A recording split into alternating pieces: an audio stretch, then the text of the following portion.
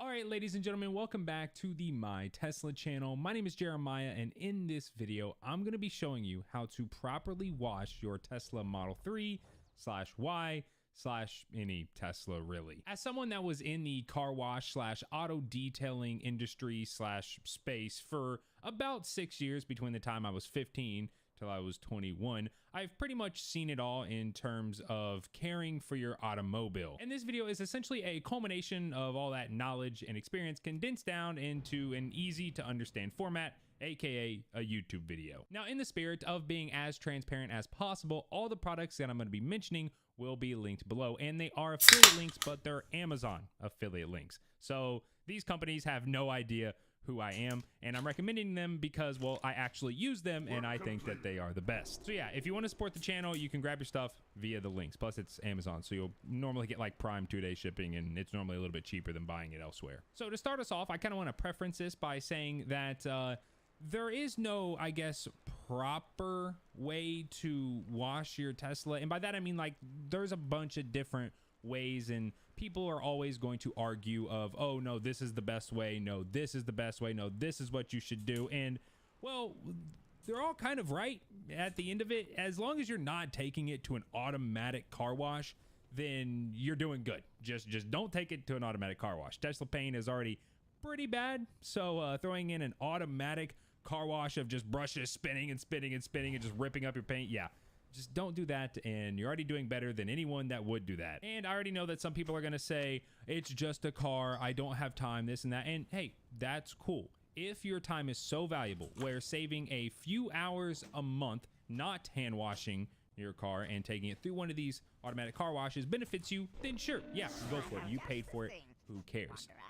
But if you actually do care about your paint, even in the slightest, or just the overall look of your vehicle, then yeah, just hand wash it. And trust me, hand washing is not as hard as it might sound. Now, I want to go ahead and get the one method that I know everyone here has probably heard about. Literally, if you type in how to wash Tesla on YouTube, you'll probably find 20 plus videos on this one particular method. That method being the 2-bucket rinseless system with O&R. And well, it's essentially what it sounds like. It's 2 buckets, O&R, some water, a microfiber mitt, and a bunch of microfiber towels. Now, if you would have asked me like a year ago what I thought the best hand washing method was, especially for a Tesla, I would have said, yeah, this is it. It's the 2-bucket rinseless system. But after doing some research, and by research I mean just reading the experiences of others, trying out other methods on my own Model 3, and taking direct advice from a professional detail shop that doesn't go a single day without working on a Tesla,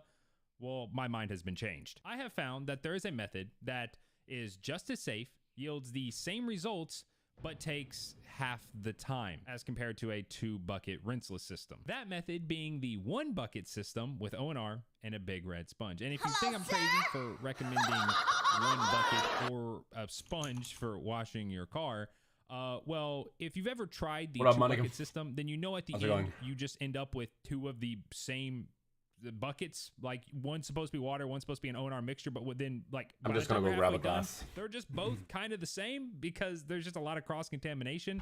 And well, the sponge, it's a special made sponge made specifically for O&R. So I'll explain all of that in just a second. So before we get into the method itself, what do you need? And well, I'm gonna go over it. First is a 5-gallon bucket, preferably a new one that you haven't used, that isn't just filled with a bunch of crap, and that you can just dedicate to being your car wash bucket. But if you already have a 5-gallon bucket that you say you're already using to wash your car, or you kind of just have laying around, I try to stream every day, Monica, but yeah, it's tough, man. I've got 3 kids. The one that I personally bought was from, I think it's Chemical Guys. It's not just always a super easy. standard 5-gallon bucket, but you can also pick these up at like a Lowe's or a Home Depot or something. Next is a grit guard. This goes at the bottom of the bucket and just keeps dirt trapped underneath of it. The one that I got was also from Chemical Guys. I got their bucket and the grit guard as like a combo deal. You save a few bucks, but yeah. Third is Optimum No Rinse, aka O&R. This is a God-sent product. It's tried and true. It encapsulates dirt, allowing it to lift off your vehicle's surface, breaks down the dirt while it's encapsulated, like when it's still sitting on the surface of your vehicle. And then when you rinse your sponge, the O&R drags the dirt that's encapsulated to the bottom of the bucket underneath the grit guard. Seriously, O&R is great. There is no like I guess alternative to this in my opinion. I've been using it for so long, it's just amazing. Number 4 is a spray bottle, just like the bucket, preferably a new one that you can just dedicate to being your car wash spray bottle. The one that I got was also from Chemical Guys, but I think it broke like the 3rd time that I used it, so maybe don't buy a bottle from them, maybe somewhere else. Next up is the Big Red Sponge. Just like ONR, this was made by Optimum, and it was made to be used in conjunction with ONR. As you can see, the sponge itself has a bunch of little slits in it, and whenever you apply this sponge to the surface of your vehicle that has been coated in ONR, while the sponge itself has also been dipped in an ONR mixture, it just sucks everything up, all the dirt, everything, and it goes up into those cracks. So as you are wiping a panel of your vehicle, you're not just kind of smearing little dirt particles and causing micro scratches, because that is inevitably what causes micro scratches, and all that dirt will just get sucked up into those little cracks. So then when you go and dunk and rinse your sponge, all of it kind of just falls out. And then finally, for the essential part of the wash, just some microfiber towels. I highly recommend the Rag Company microfiber towels though. They are edgeless, tagless, they are a 70-30 Korean blend. They state their GSM up front, just all the bells and whistles. You're gonna need some waffle weave microfiber towels for drying, and some 200 to like 300-ish GSM microfiber towels for just super dirty, grimy areas like your wheels, places that you know are just really filthy. But yeah, like I said, if you're just looking to wash the car, then that's all it really takes. A bucket, a grit guard, ONR, a sponge, a spray bottle, and some microfiber towels, and you're pretty much good. A lot of people think that going to an automatic car wash actually saves money, and it does, as long as you're doing like the whole unlimited like monthly plans where it's like the same price as a single wash, or it's like $10 over what it would cost you to go through like one time, so like what, like 30, 40, 50 bucks a month. And it does save you money for the first 2 to 3 months, but then after that is when it no longer becomes cheaper, because all the products that I just mentioned are gonna last you a really long time. Like I haven't re-upped products now since August, and well, you can see on screen just how much ONR I still have left. But if you're looking to go that extra mile, spend about an extra 10 minutes, just get that cherry on top, if you will, then I highly recommend a sealant and or a wax. For the sealant, I use and recommend OptiSeal. It's very easy to apply. It's just a spray on, and I use it once every 3 to 6 months. This is going to make the surface of your vehicle very slick, shiny, water beating, all the good stuff. Now, because I use OptiSeal once every 3 to 6 months, in between, I like to use Optimum Car Wax. And I know that there's a lot of Optimum products, and this sounds like an ad. Trust me, it's not. They're just an amazing brand, and their products work well, like just amazingly in conjunction with one another. Optimum Car Wax is essentially going to do the same thing as OptiSeal. I think I play World of Warcraft mostly.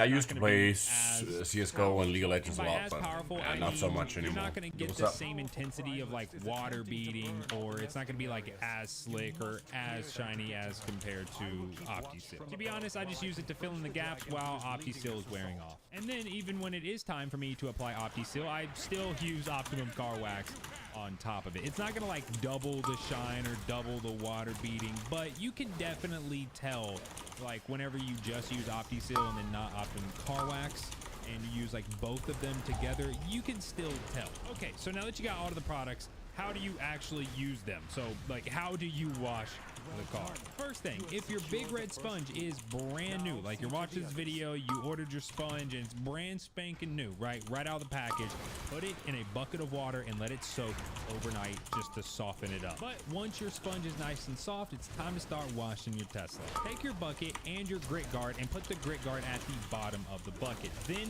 go and get 3 gallons of water and fill up your bucket. I personally would recommend distilled water, and normally you can get a gallon of that at your local supermarket or whatever for about 80 cents. But now time for the ONR. You're gonna want half an ounce per gallon of water, and if you have the like full size bottle of ONR, then a capful is actually half an ounce. So 3 capfuls for 3 gallons of water. Then once you put your ONR in there, just Stir it up, give it a good mixing. Now take your spray bottle and put it in your ONR mixture bucket and fill it up. This is why I'm recommending 3 gallons instead of 2. Normally I'd only recommend 2 gallons for like an ONR rinseless wash, but because we're also using a spray bottle, you're going to be taking some of that ONR mixture out of it, so you're not even going to be washing with 3 gallons. You're going to be washing with a little bit less and then some in your spray bottle, of course. Once you filled up your bottle, go ahead and take your sponge and put it in your bucket of ONR and just let it soak. Now when it comes to actually washing your Tesla, I recommend going from top to bottom,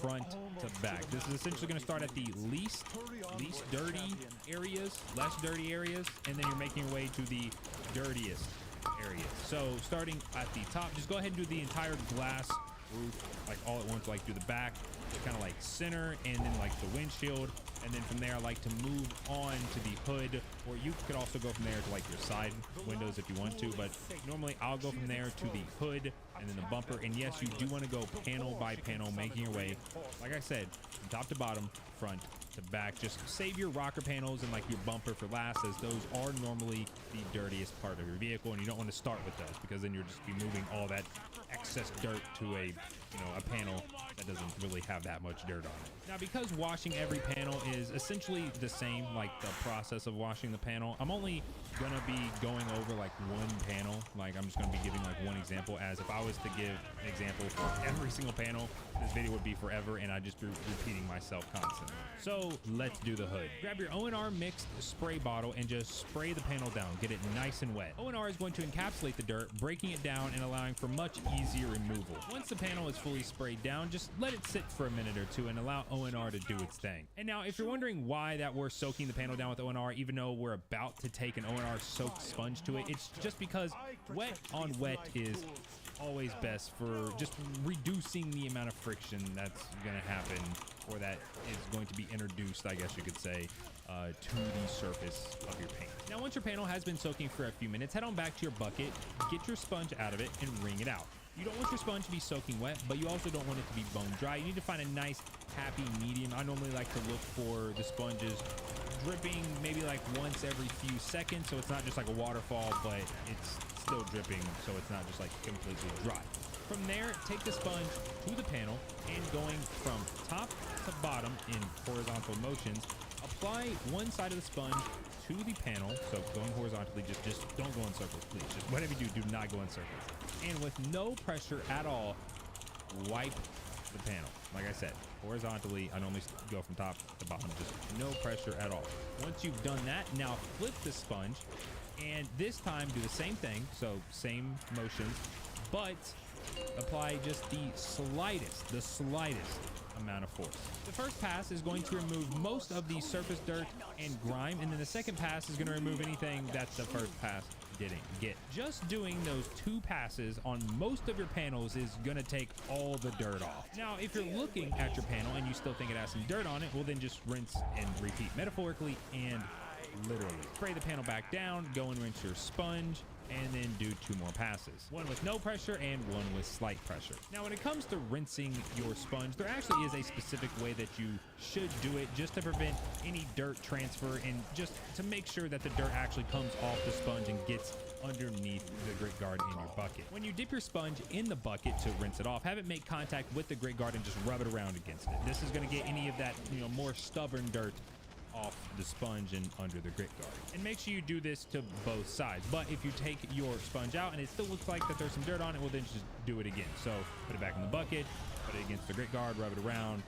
You can do this a few times. If you're still seeing dirt, it kind of just depends on how filthy your Tesla is. Also, yes, you will be doing this after every single panel. Like I said, you want to prevent dirt transfer, so you're going to rinse the sponge after every panel. Once the panel is done, if you're not applying OptiSeal, yeah, I don't know if I need it, Monica. I'm sorry, man. Drying towel, I don't stream that often. Pressure, go over the panel. You know you've done a panel correctly whenever your drying towel has no dirt or very, very little dirt on it after drying the panel. This is also why I'd recommend getting lighter colored waffle weave drying towels, just so it's easier to see dirt if any does come off. Also, you're going to notice that it's only going to take like 2 to 3 even like smaller sized waffle weave drying towels to actually dry the entirety of your Tesla, and that's just the beauty of ONR and a rinseless wash.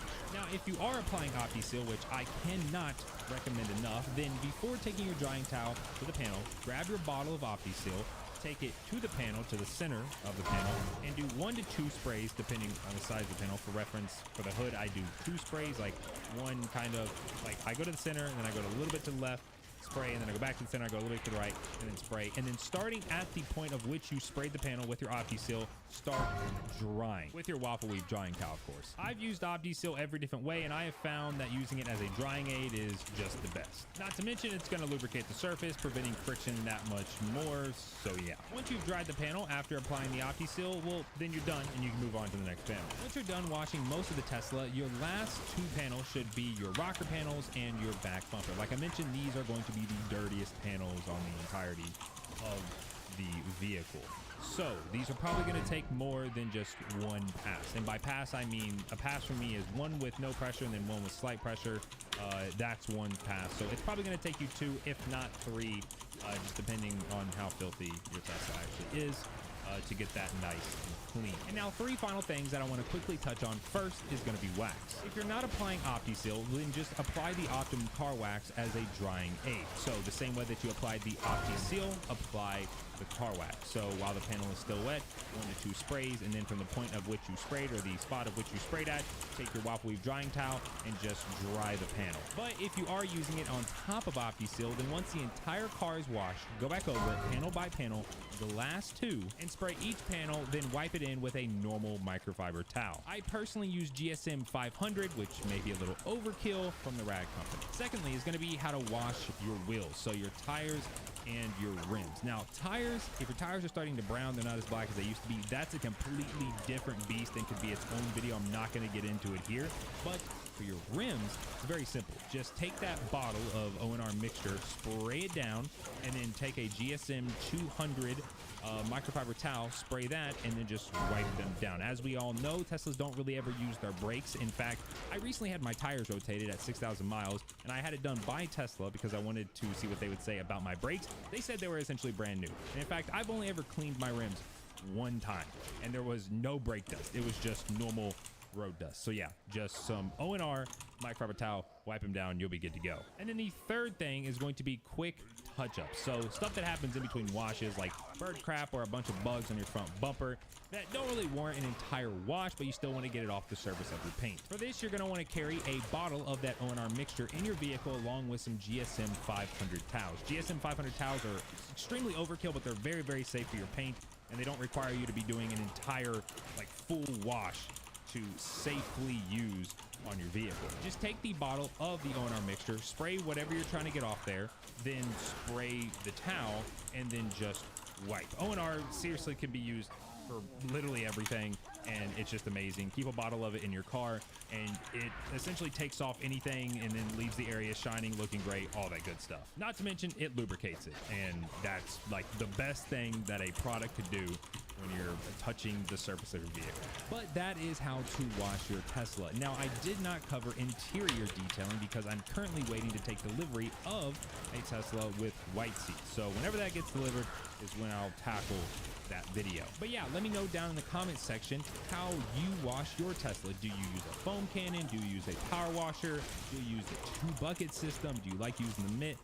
Let me know how you all wash your vehicles. You all might give me some ideas. Maybe I'll try out something new. I'm always down to try out new things. Hell, I'll even do something that might scratch my car if it means that I can give you all the information to not scratch yours. Also, if you're new and you want to see more Tesla related content like this video, then feel free to subscribe. I'd appreciate it. But yeah, drop a like if you enjoyed this video or you found it useful, and I will catch you all in the next one.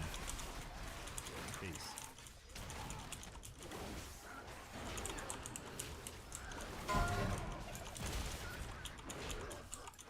One very exciting thing about electric cars and Teslas in general are that they are very different than typical cars. For myself and others, this is very exciting because it comes with new exciting features and lots of change from the same driving experience that you've grown up with. There are lots of videos and articles out there on my channel and elsewhere that give tips and tricks for how to utilize Teslas the best way possible, but today I'm going to talk about 10 things to avoid when owning a Tesla. We're going to talk about 10 ways to ruin your Tesla, so let's get into it, and a special thanks to SmoothSat for sponsoring a portion of this video. Some things we'll talk about today will be obvious, but others won't be. The first one up is something that you may or may not know about, but it also doesn't apply to every single Tesla, and that's charging to 100%. For the most part, if you buy a Tesla, you'll be receiving a battery with a lithium-ion battery chemistry. These are very advanced batteries, and while Tesla quotes the EPA range for their cars, like 330 miles for the Model Y, that's tested by the EPA in very specific circumstances. It's also tested with the car charged up to 100%. The general rule of thumb for these batteries, though, is that for longevity, you should not charge them to 100% regularly. When asked by someone who uses 50% of their Tesla battery each day what the best charging option is, Elon Musk said to go from 80% to 30%.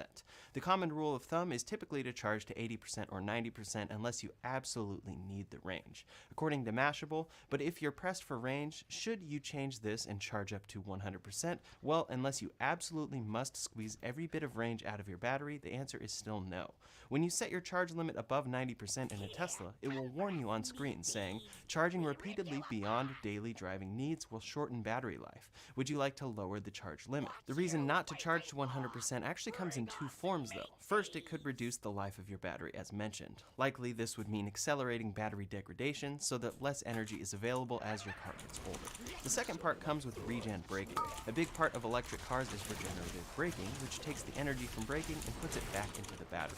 This helps a lot with efficiency, and back in 2019, when asked about charging to 100%, Elon Musk said it's not a big deal. Charge to 90% to 95% and you'll be fine. At 100% state of charge, regen braking doesn't work because the battery is full, so car is less energy efficient. So it's twofold. Charging to 100% each day is going to make the car less efficient, using more of the brake pads, and wear on the battery more than necessary long term. For some people though, the argument is that you should just use your car as you use it. If you don't need 100% charge each day, then definitely don't use it. But Clean Technica says, need to charge to 90% plus in order to get around in a convenient, stress-free, time-efficient way? Go for it. For myself, I charge to 80% each day and then go up to 100% around 3 to 4 times a year when I'm prepping for a longer road trip or long drive.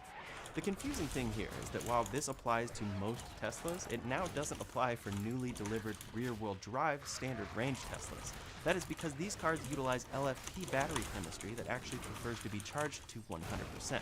This is what is best for longevity on these cars, and Tesla's Model 3 owner's manual says if your vehicle is equipped with an LFP battery, Tesla recommends that you keep your charge limit set to 100% even for daily use, and that you also fully charge to 100% at least once per week. So that's pretty much the complete opposite of other batteries where they tell you not to do 100% ever. If you can, they want you to do it at least once per week with an LFP pack.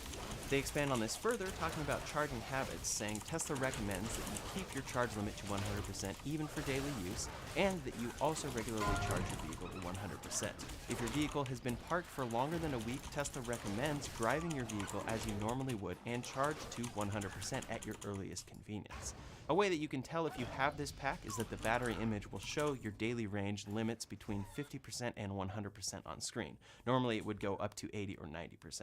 That's how you would know that you have an LFP battery, which they started shipping on the Model 3 standard range in the US last year. So if you have an LFP pack, charge to 100% all the time. If not, regularly charging to 100% will not be good for the longevity of the car.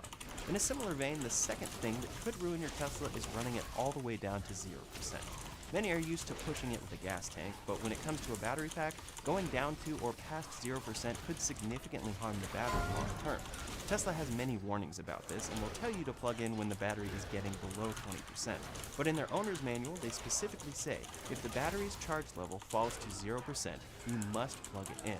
If you leave it unplugged for an extended period, it may not be possible to charge or use Model 3 without jump starting or replacing the low voltage battery. Leaving Model 3 unplugged for an extended period can also result in permanent battery damage. If you are unable to charge Model 3 after attempting to jump start the low voltage battery, contact Tesla immediately. So running down to 0% could result in permanent battery damage and lead you to have to get your Tesla jumped before it can charge again. Definitely not an ideal situation and something to avoid. Now number 3 is something that may seem small, but that's slamming the front trunk. In many vehicles, the hood is extremely heavy to the point where people are used to slamming it or dropping it where it slams shut for you. A Tesla is the complete opposite story. A good way to ruin your Tesla is to slam the front trunk. The front trunk on a Tesla is very useful for storage, but you have to close it ever so softly to prevent damage to the hood itself and the latch. Tesla even has specific closing directions in their owner's manual. They say the Model 3 hood is not heavy enough to latch under its own weight, and applying pressure on the front edge or center of the hood can cause damage. There are very specific directions for how to close the trunk. First, lower the hood until the striker touches the latches, then place both hands on the front of the hood in the areas shown in green, then press down firmly to engage the latches. Lastly, carefully try to lift the front edge of the hood to ensure that it is fully closed. There's even an illustration of exactly where your hands should go when closing, touching the green boxes only. To me, this is a bit of an over-the-top explanation, but it is something that you have to look out for. You have to be delicate with your Tesla's front trunk if you don't want to damage it. It's also specific to each car, which is funny because if you look at the Model S owner's manual, you'll see slightly different hand positioning when latching the front trunk. For me, this is even more of an argument for why Tesla needs an automatic closing front trunk like Rivian, Lucid, GM, Ford, and more are doing now, but that's for another video. We'll get into the rest of these in just a minute. Before we go any further, I'd like to thank today's sponsor, SmoothSat. SmoothSat is a company that makes high-quality, smooth-riding electric scooters for the whole family. I got the SmoothSat SA3 adult electric scooter, and it has been a blast to try out. It has an automotive-grade battery pack that has a range of up to 20 miles on a charge, so if you work less than 10 miles from home, it's a fun alternative to rely on your daily commute. The real-time display has a high-precision control system that shows you your battery percentage and speed. It can also carry a 220-pound adult and climb up a 14-degree incline with no issue. With a top speed of about 15 miles per hour, it's a lot of fun to drive. When you're done riding, it weighs about 35 pounds and folds up so you can carry it easily in one hand. The battery has a super long lifespan and can last up to 800 charging cycles. It's the best electric scooter for urban commuters. To check out the SmoothSat SA3 for yourself, click the link in the description below. Use code RyanSSA3 for 14% off and get a $30 off coupon at the link below, for a total of $100 off. Now number 4 is a pretty interesting one, and it's something that's fairly new for vehicles: software unlocking or jailbreaking. There are certain features in Tesla vehicles that the hardware is capable of, but the software does not enable. Sometimes this includes things like an acceleration boost, where they want to charge you extra for that unlock, but others are safety related. Top speed being capped because maybe the hardware could go that fast, but it's just not safe, or good for the car as a whole long term. In any case, there are companies like Nginx who sell third-party software unlocking modules for Teslas. For example, this one is called Ghost Upgrade, and they say the update transforms your dual motor into a performance. It adds 150 horsepower to your car. You'll be able to do 0 to 60 miles per hour in 3.2 seconds. That's definitely a cool upgrade to be able to receive, but one thing you'll find quickly is that you have to worry about each Tesla update. They say to make a Tesla update, you will be able to authorize it from the Nginx web application and proceed to its installation. Before installation, you need to make sure that the update is safe here. To me, that's definitely not something I'd want to deal with, on top of the warranty concerns with Tesla. Nginx says that they are not responsible, quote, regarding the full or partial validity of the manufacturer's warranty following the use of this equipment. We are not responsible for any modifications the manufacturer could do to your car, example, turning off some features, etc. So essentially, Tesla could disable this upgrade and then you're stuck. They have been known to do this, with the vehicle recognizing the third-party install. Additionally, this is a surefire way to void your Tesla warranty. If all works out fine, then of course it's totally up to you, but if a significant repair was necessary and it's no longer covered under warranty due to this upgrade, that's definitely not a fun situation. For some, these upgrades are totally worth the risk, but for others, this would be considered a definite way to ruin your Tesla. As stated on the website Vehicle Suggest, there is a lot of debate as to whether you should make third-party modifications to your vehicle.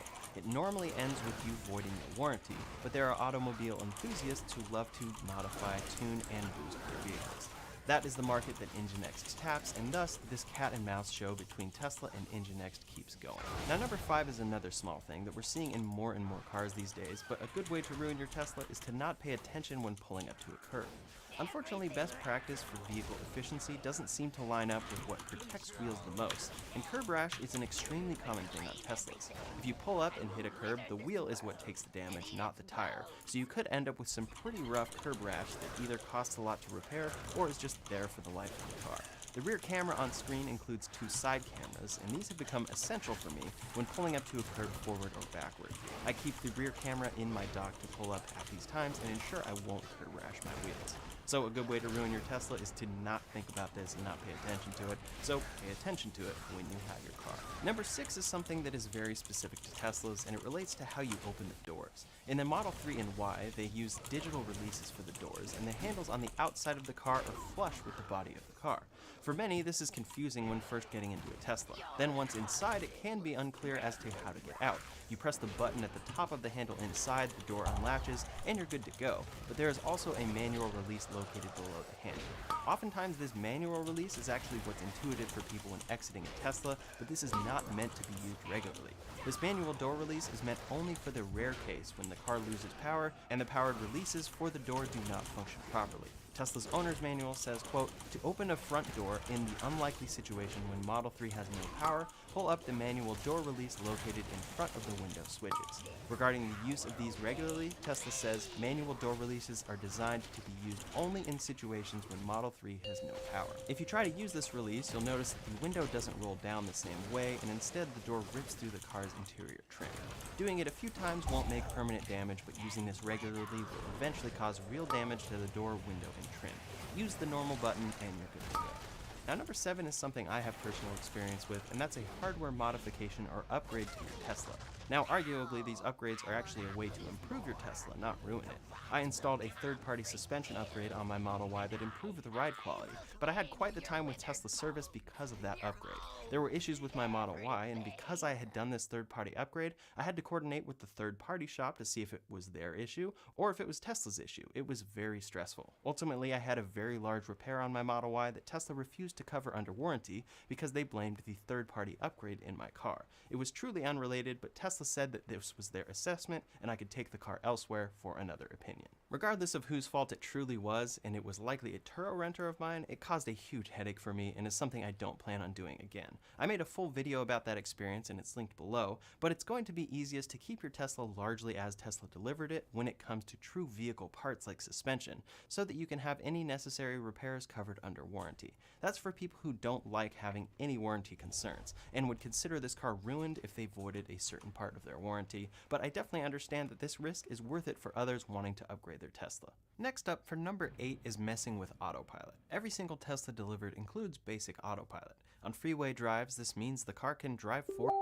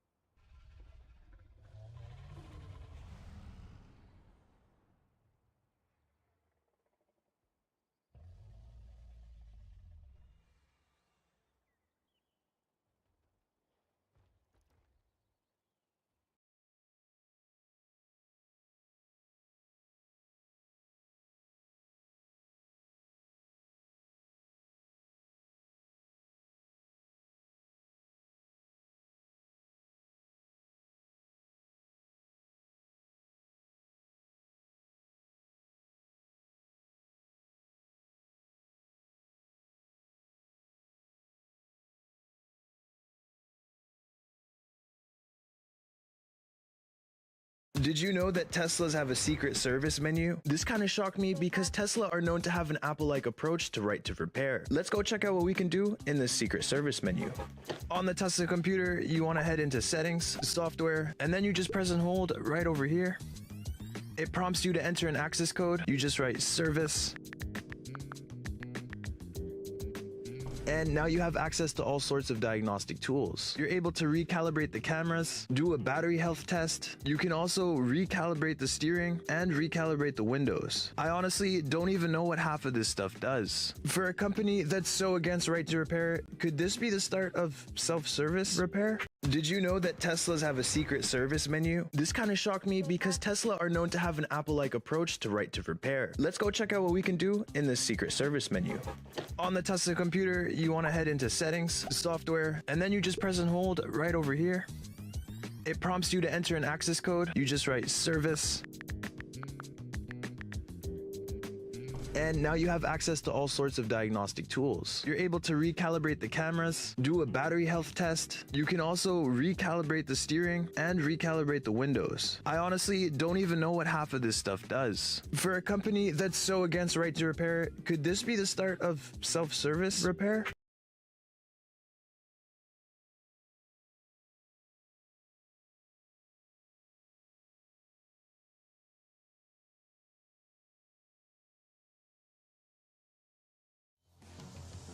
Do you think Vosh is going to be retired in a year?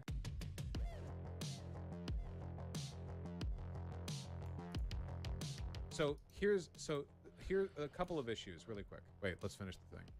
And confront their ideas in person, which is why other streamers are growing. First of all, the only other streamer you're referring to here is Destiny. I don't like going I don't like spending multiple days off streaming and flying all the way across the country and risking COVID to talk to an idiot in person. I genuinely risking COVID? Dog, you're a healthy young man. What do you mean risking COVID? Get vaccinated. You're fine. Even if you get sick, it's not gonna be that bad. Also, wait, how many days a week? Doesn't he only stream 4 or 5 days a week? Genuinely, like, don't think they're worth my time. Tim Pool's show is big enough that I'll suffer for it. But like, for the most part, this is not something I want to do that much. Like seriously, everyone does online shows. That's fine. The problem with debating conservatives is that there are not good debates anymore. I'm really sorry to say this, guys. Right now, conservatives are all like Fourth Reich posting. They're pretty much like completely consolidated behind we're aware of the fact that we're lying and evil bait. The only conversations I actively don't want to have are ones in which I just agree with the person and there's not like any real worth to it, or ones in which the other person has no actual interest in like there's no stakes involved whatsoever. It doesn't feel like there's that much to debate, to be honest, because like their positions are objectively incorrect. Dylan has gone on the Crucible a few times. It's just Dylan being right. They're just objectively wrong. The Crucible is the thing done by Big Papa Fascist, right? That's his thing, I think. I don't mind the debates. Holy Giga Chad. Necessarily. The problem is oftentimes the people who I'm debating, like what I've noticed, and this is the case with like Hinkle or like Sneeko or whatever, it's that there are no stakes to the debate. They'll come in and say something incorrect, like factually, and you'll correct them, and they'll go. Can you put a thruster in the middle? Move on to the next thing. There's no engagement, and afterwards, their entire audience is like completely unconcerned with the fact that they acted that way, because they have reached the final stage of fascist interlocution, which is where you just don't care whether or not something is true or false anymore. That's the final stage of the far right. It's you reach a point where, like, can you imagine having a debate with a Nazi back in like 38 or something? Like an American Nazi who supports the obsession with like World War II shit. Please. Can you imagine having a debate with them? Do you think you'd ever get like a position on them where they like pause to think for a second, or they go like, you know, or they change their mind? People who are that far gone are usually like ideologically comfortable with the concept of like anti-empiricism. This is the reason why Nick Fuentes will say something objectively wrong, get proven wrong in it, and then keep saying it. Or when he finds studies that disprove what he says, he'll call them Jewish lab coat studies. They know they're wrong, and it doesn't matter to them. Being right is of secondary concern to having power. These debates are not interesting, and I also don't gain anything from them. Literally nothing. anybody with an audience that's trained to appreciate behavior like that is too far gone to even engage with. Maybe you can get like a couple people off the edge, but it's pretty tough there. It's just difficult to find debates these days. The nature of conservative engagement is shifting quite a bit from what it was back when I started the channel. There will always be people who do the I miss the old Vosh post, but that's okay. And a lot of them just don't debate it. Yeah. Do you think they feel the same way about the left, where they know they're wrong, they don't care, and they spew their garbage? I think that's one of the interesting splits. There are fascists who believe the left is different and prioritizes truth, but don't care. And there are fascists who think the left is as dishonest, and that they're all playing the same game. I'm not sure how relevant it is when it comes to talking to them, but, you know. I think everybody thinks they're right. Nobody thinks they're pushing falsehoods. If that's, I don't know if that's what he's implying. The problem is a lot of people want debate specifically, but debating is a two-way street. You know, you need literally at least one other person to do it, and it's pretty difficult. Do you think there are any rhetorical strategies to make the kind of debate worthwhile? No. Base. Like, you guys realize what we're really talking about in situations like that is like arguing with a petulant 9-year-old who's having a fit, or like, have you ever heard a kid?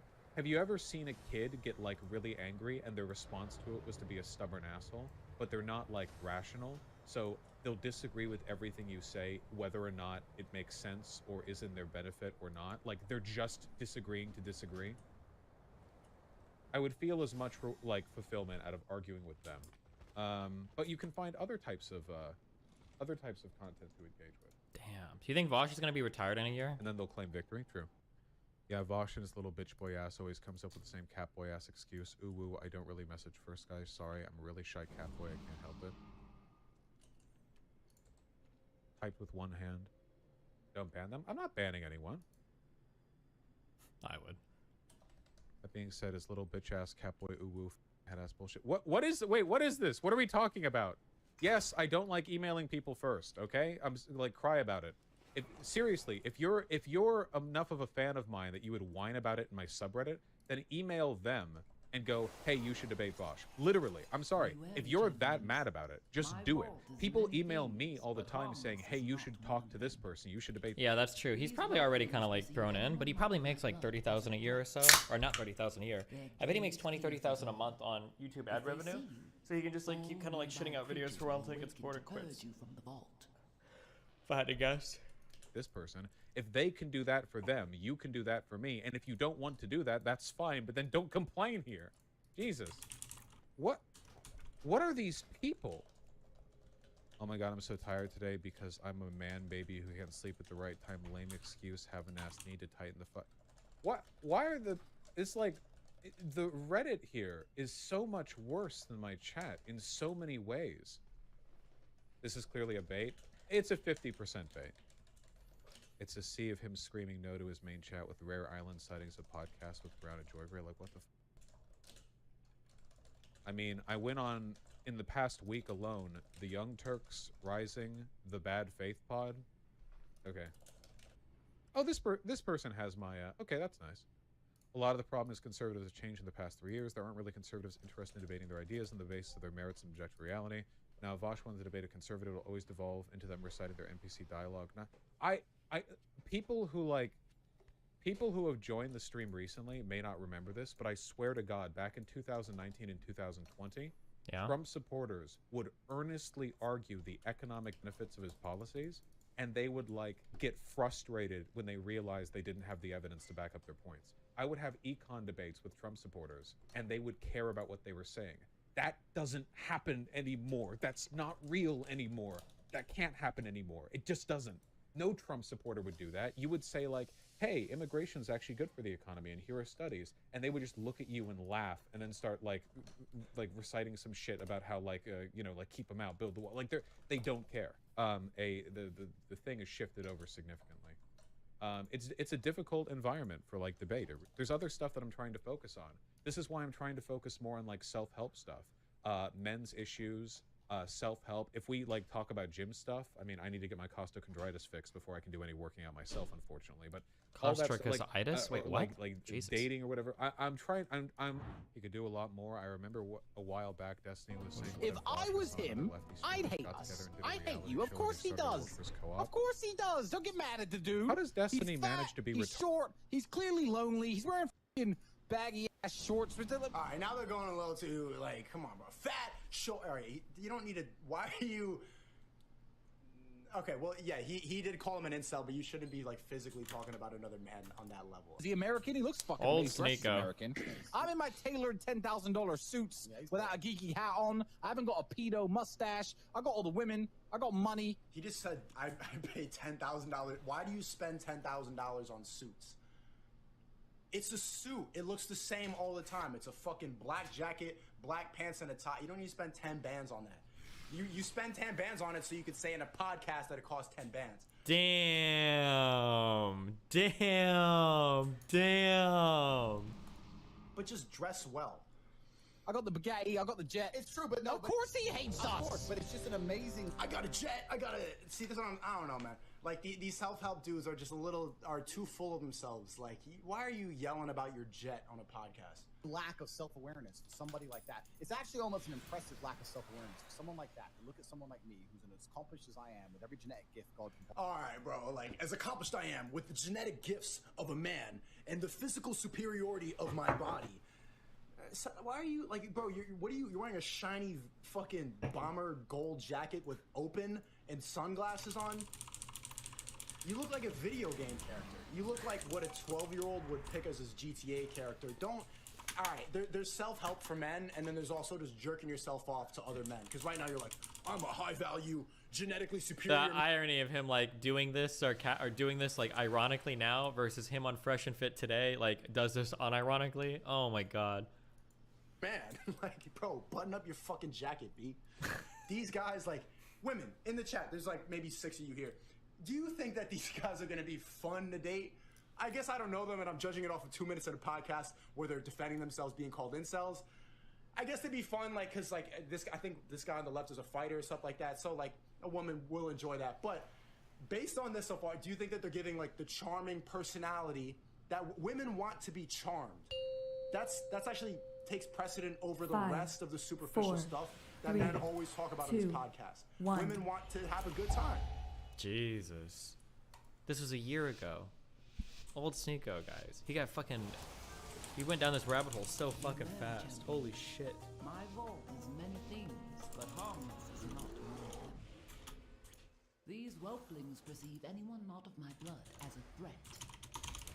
Their gaze pierces. In a way, Andrew Tate might be marketing red pill stuff that I think is kind of okay, but people like Sneeko are the result of reading it the wrong way. And it would be really interesting to force them to both reconcile their differences of opinions, where it's like, okay, Tate, you say things like this, and people like me say that when you say stuff like that, people are gonna take it like this, and now here's Sneeko that believes this thing because he's heard you say that. Like, hash it out. People message me, go, I don't want to go college. My parents want me to go college. I say, well, have you sat down with your parents and explained to them what you're gonna do with all those years instead? Have you sat there and said, look, I'm not gonna go to college? True! This obsession with not going to college, I say this to everybody that says this. If you have to ask, should I go to college? The answer is always yes. I think a lot of the people are saying, oh, my parents are trying to suppress me. No, what your parents are trying to do is inspire you to do something. You're lazy. You do shit. All right, welcome. Yeah, we have to make sure we're live everywhere because you've done some technical wizardry. Myron's done some magic. Wait, somebody told me at the end of all of this that Andrew Tate is actually American? Is that true? So he's got like a South African / British accent / lives in Eastern Europe / like, but he's actually American? Is that true or is it not? He's half? He's from Chicago? Where is he actually from? Where was he born? He's half American, half British. You don't get to be half and half. It's one or the other. He moved to the UK in middle school. Magical things here. So you have to make Man, it must be a really bright room for all these guys to be wearing sunglasses inside. What's happening? We're live everywhere. I'm trying. Turn the lights down. We're live on Rumble too? We're lit, man. Yeah, hey, that's what it's about. We made it happen somehow. Shit, we did it, guys. We all work hard on this. Yeah, sorry guys for being late. Since we added Sneeko to the panel, I have to go ahead and switch up the whole audio situation. So sorry for the delay. It's on me. Welcome back, Andrew. Yeah, man. Thank you. It's good to be back, and I look forward to the chat asking.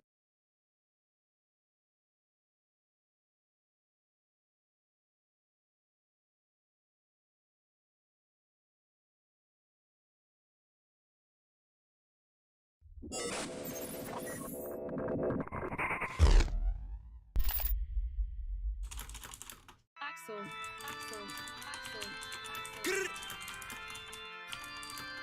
Nah, we do it already, nigga. All that nonsense, Phil shit, drill shit, shady, D-side, fight for and for us. Hey, son, let's do it. Bow. Hey, chicken was crack. Bow. If niggas moving wild, they get litty on the spot. A brand new chop. That's a blicky in a box. Bow. That's a blicky in a box. Bow. If niggas moving wild, they get litty on the spot. A brand new chop. That's a blicky in a box. Bow. That's a blicky in a box. On beat, it's your head. Look, 5 of y'all don't know what they started. We yoga retarded, we still in that gang shit. And you know that's one thing we don't play, cause we your GDK if you fully your brain split. Like I was the crib, don't try with the bloods, we don't fuck with the folks, it was more to die. I'ma go from the north to the field, then we spin on the field, then we punk them on foreign side. And I got about 9 in my clip, but I was 9 on the strip, and your 5-year turn a car. Y'all thinking that 22 lit, 22 of the snitches did not beat that murder charge. Call a gang come hurt you, spending just drugs, why the fuck is you doing that silly shit? On BAT, honey, we never win none, especially now with that blicky shit. You know, dumb go dummy, Jet B go retarded, if he try to go high, then we stick and kill him. Tear don't miss him, rock just miss him, K with the K, gotta keep it with him. We got spinning that shit, get the V, then we dig out the little boy thinking like what he stole. But like what happened, tell him what's cracking, dummy, I bladed, I dutch you off. I'm thinking that JD, really that JD, boy, why you chucky, you knows me. I want 800 rips, then fourth quarter, big 1800 on beat. Why Jackie fuck little boy, the joke, I'ma go get the drop from my little bitch. You know that she moving, one corner she moving, know that she already jacking crib. Yeah, nigga. AMJD was poppin'. You know how we feel already, you know how we rock already, nigga. Big 9 on the set. All that GDK shit. All that shit fully active, nigga. Niggas is bugging the fuck out. You know what time we on. D-side. You got nothing. Them niggas be talking too crazy. Get it. Bow. Let me fix my shit. Flyers, Crips in the game, flag tied around the lane. Running in and out the bank, and we still putting pain. I lost my homie to the stain. It should've never be the same. But don't you ever mention Kane. Don't you ever mention Kane. Please do not front on me, I keep the gun on me, and my niggas will not run on me. My mom's died right in front of me. Nigga, I'm tougher than Bellery. 5 before and it's only one of me. The mob niggas try jumping me. Drippy foreign, that's the little crow, cuz get busy and he under me. How the fuck we gon' knuckle up? None of them niggas is tough enough. Bitches try fucking us, but they can never get in touch with us. Hold on. You was winning, but your luck is up. Hold on. You ain't spinning, but the chuck is up. Big dough for the stink, big Henny for the drink. I'm with the gang, you in the gang. When the fuck we gon' link? Big dough for the stink, big Henny for the drink. I'm with the gang. When the fuck we gon' link? Put a blicky in a box so I can be, he gon' leave that nigga rock. 800 for inside, those bros, we gon' spin the blicky out. Tutu was dipping it, Tutu was snitching, that nigga gotta die. All my niggas ain't boy, you bugging, boy, you know they gon' rap. I was chillin' for a minute, but these niggas got me back up on my shit. They bumming my music, these niggas is fans, they all up on my dick. I can't go out like Coco, they hit him 2 times, put that boy in the poster. Got your battery, now that's over, little nigga, you better not fold up. And I fuck with my lokes, all them niggas bugging, boy, you know they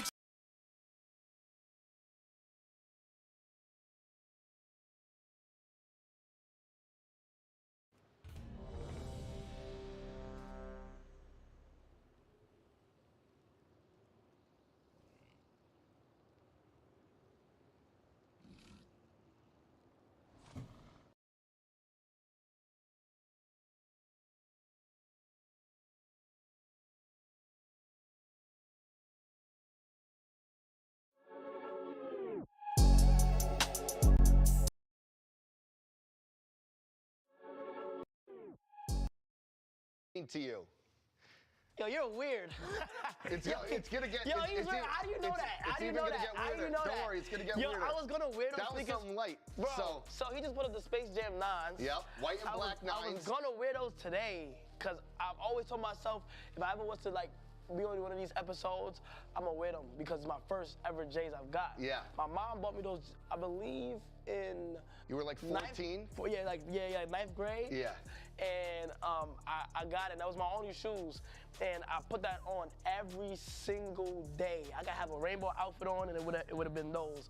And no matter what outfit I had on, those are my only pair of sneakers, so I got those. But how the hell do you know and that? I love that, because even now, like, your sneaker collection has grown, and I still love, like, when you're doing a stream or, like, you're doing a collection, you always go back to them, like, you still have them. Yeah. But back when it was, like, 14, it was the white and black 9s and a pair of black Air Force One highs, right?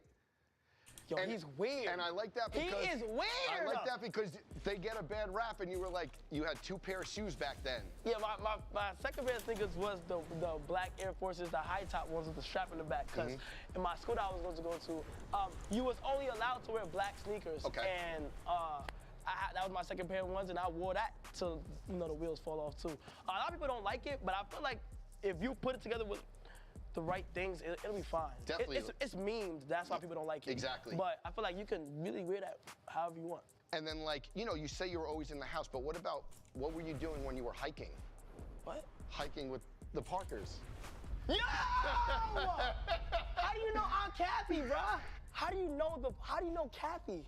I don't know Kathy, I don't know Kathy, but I know that it's but family, and I know in the summer you used to be outdoors. Okay, hold on. What the heck? She lives in Massachusetts. Yep, and you would go to Maine sometimes too. Yeah, I would. Yeah, just go. And I would go visit her every.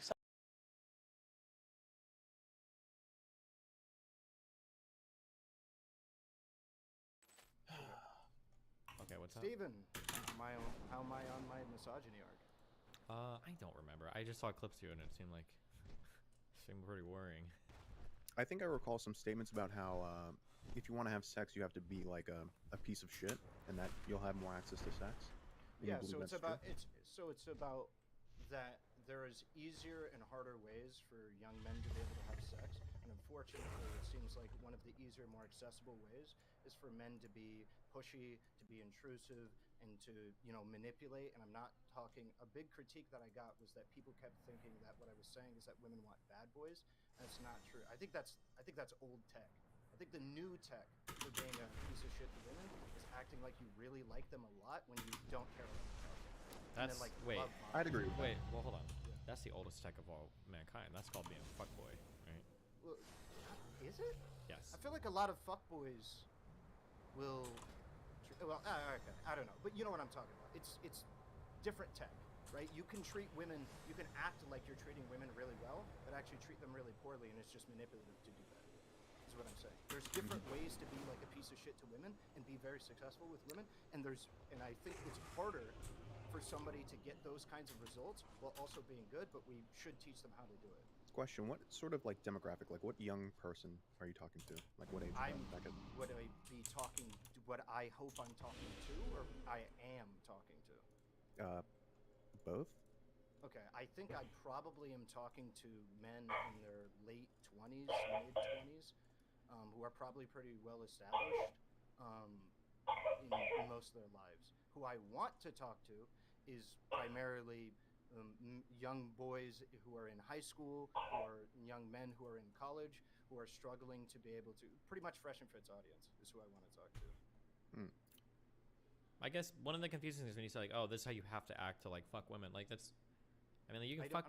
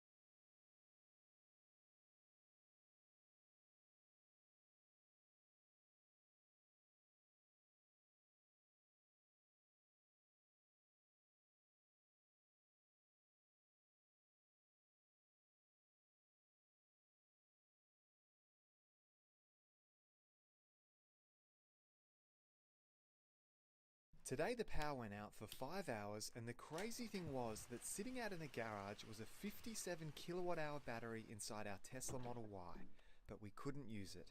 So here's to hoping that Tesla soon allow these vehicles to power our homes during a blackout. Today the power went out for 5 hours, and the crazy thing was that sitting out in the garage was a 57 kilowatt hour battery inside our Tesla Model Y, but we couldn't use it. So here's to hoping that Tesla soon allow these vehicles to power our homes during a blackout. Today the power went out for 5 hours, and the crazy thing was that sitting out in the garage was a 57 kilowatt hour battery inside our Tesla Model Y, but we couldn't use it. So here's to hoping that Tesla soon allow these vehicles to power our homes during a blackout.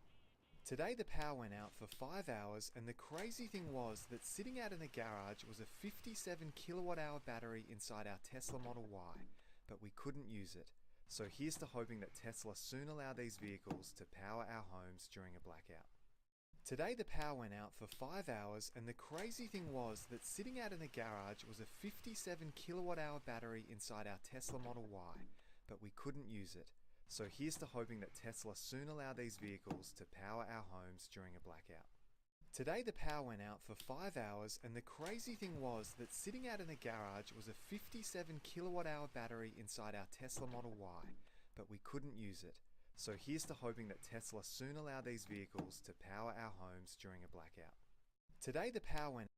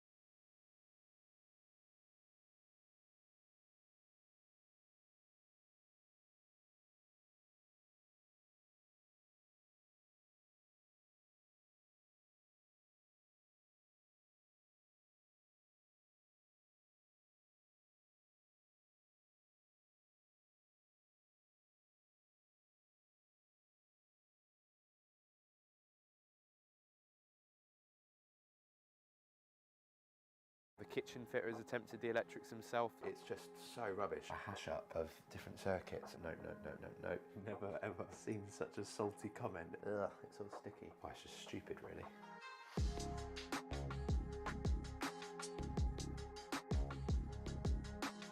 Hey guys, welcome back to another episode of Artisan Electrics, where today we're out in Chelmsford and we're back at the house with the cooked consumer unit. I don't know if you remember, we did an EV install here.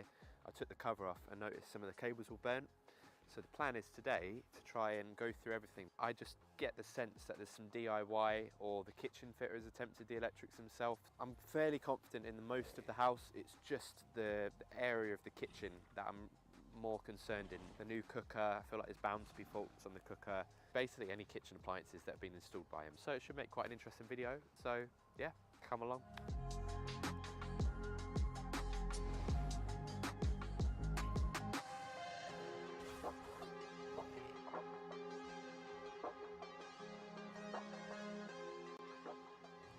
One of the things I like to do on an inspection is get a bit of the old earth loopy. Earth leakage, I should say. Get a measurement for that.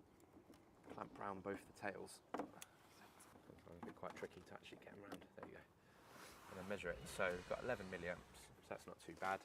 Sort of fluctuating a little bit, but there's not really too much leaky equipment here. But sometimes when you've got one RCD protecting the property, and you've got lots of different equipment with compressors and that kind of thing, air conditioning units, loads of bigger fridges, that kind of stuff. You get an awful lot of leakage and that can create issues. So I try and just tie it in with the inspection as I'm checking the earthen type. So we've got TNCS here, so that's terra neutral combined, also known as PME. I will just get a reading of earth leakage. Something that doesn't really take too long. Just a bit more thorough. Stick that on your certificate. I hate this tester. It's the worst tester I've ever used. Like, I actually left the Q-Tech, my spare tester, at the unit, and I wish I didn't now. I wish I brought that with me, because I want to start making that my main one. I mean, it's not my preferred tester, but at least it actually works. It's 830, right? And I'm already on 1 bar of battery. 838. Absolute joke. It's just so rubbish. I'll do like a handful of tests, and then it needs recharging again. I think I might be able to take the batteries out, in fairness, like the pack, and put in AAA batteries, but they should think the battery that they supply with it would be able to last at least a full day of testing, let alone a full like half hour, 40 minutes of testing before the battery starts to drain off. Just terrible.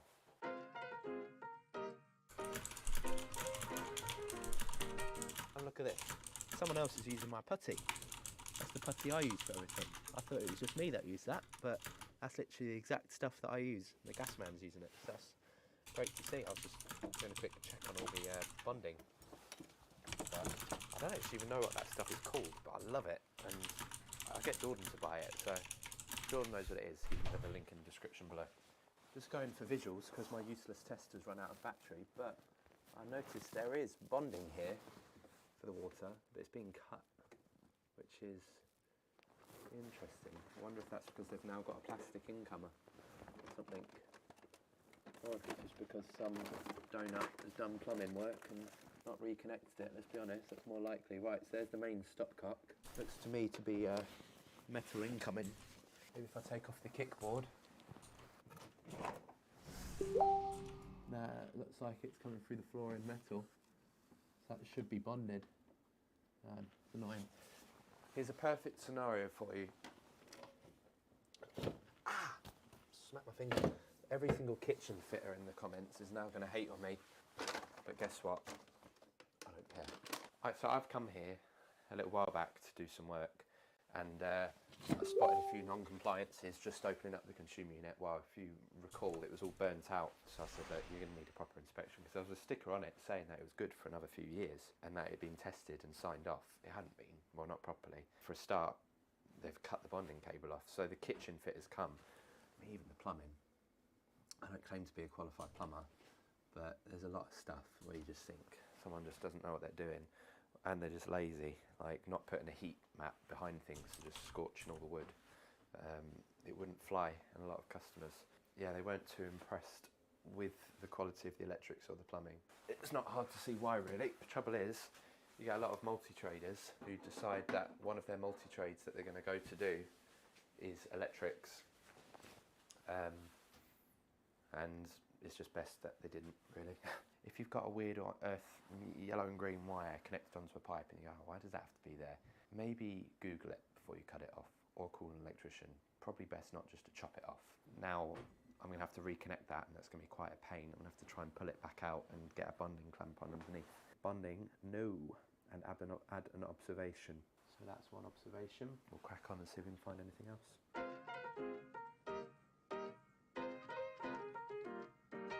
I've just lifted up this hub, which is a nice little crack on there, which fortunately was not me. I've got the kilowatt rating of that, so that's 7.2 kilowatts.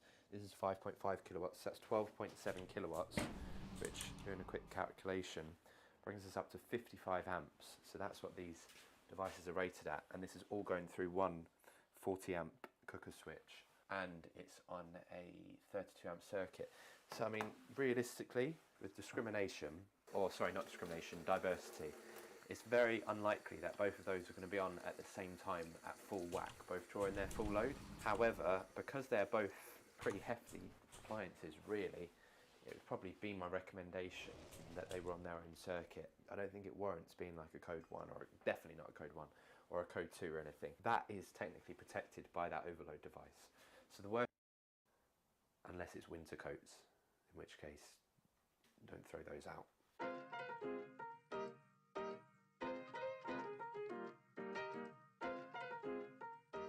Breaker won't reset. I actually can't get it to turn back on. Turn the power off. Ah, it's busted. Okay, well, that is annoying, because I've turned their ring off, and I actually, genuinely, I think I'll snap it before that actually goes back on, which is really, really annoying. There we go. What on earth? Just a proper busted MCB. Well, I can't reconnect that, so I've been making a little testing bag out of this velocity bag, which is pretty sweet, pretty beautiful. What I might have to do as a temporary measure is either put it on with the other ring, because obviously that's going to have to be sorted, I'll have to come back and fix that.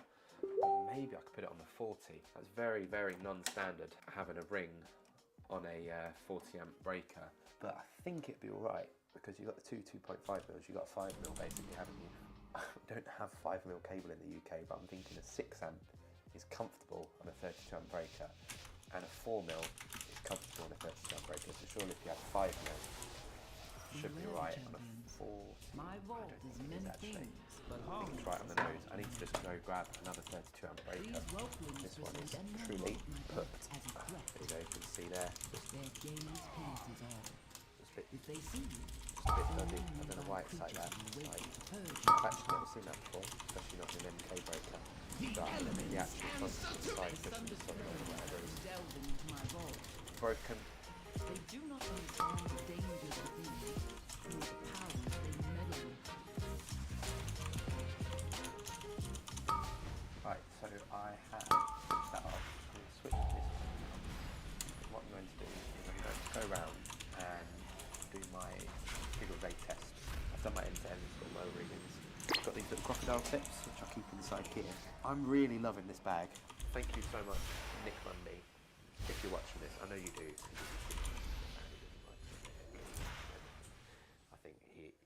I catch him like accidentally liking my Instagram posts late at night. But Nick Bundy, you're an absolute legend. I don't know if he sent me this bag or if he asked Velocity to send me this bag, but either way, thanks to Nick, I've got this bag. And here, come round, let me show you. I've got everything in it. Got my data testing kit.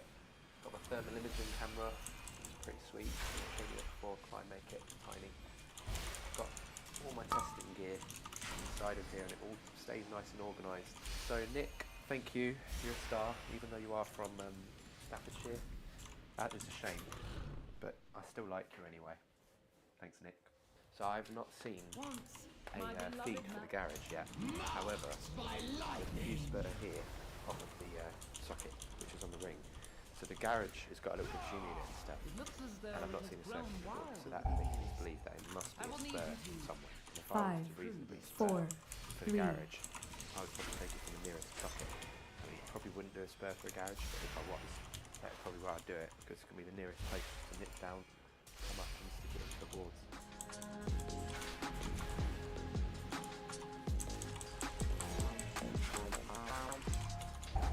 Can't really hear it very well. I'm going to put the mic over there, but it's like stuck halfway. It pushes off. It shouldn't do that. It should just flick off. But like this. It's on. Okay, well, now it starts to. Now it's doing. Look, trust me. Take my word for it, right? That breaker is mega dodge. I think that's going to need to be replaced as well.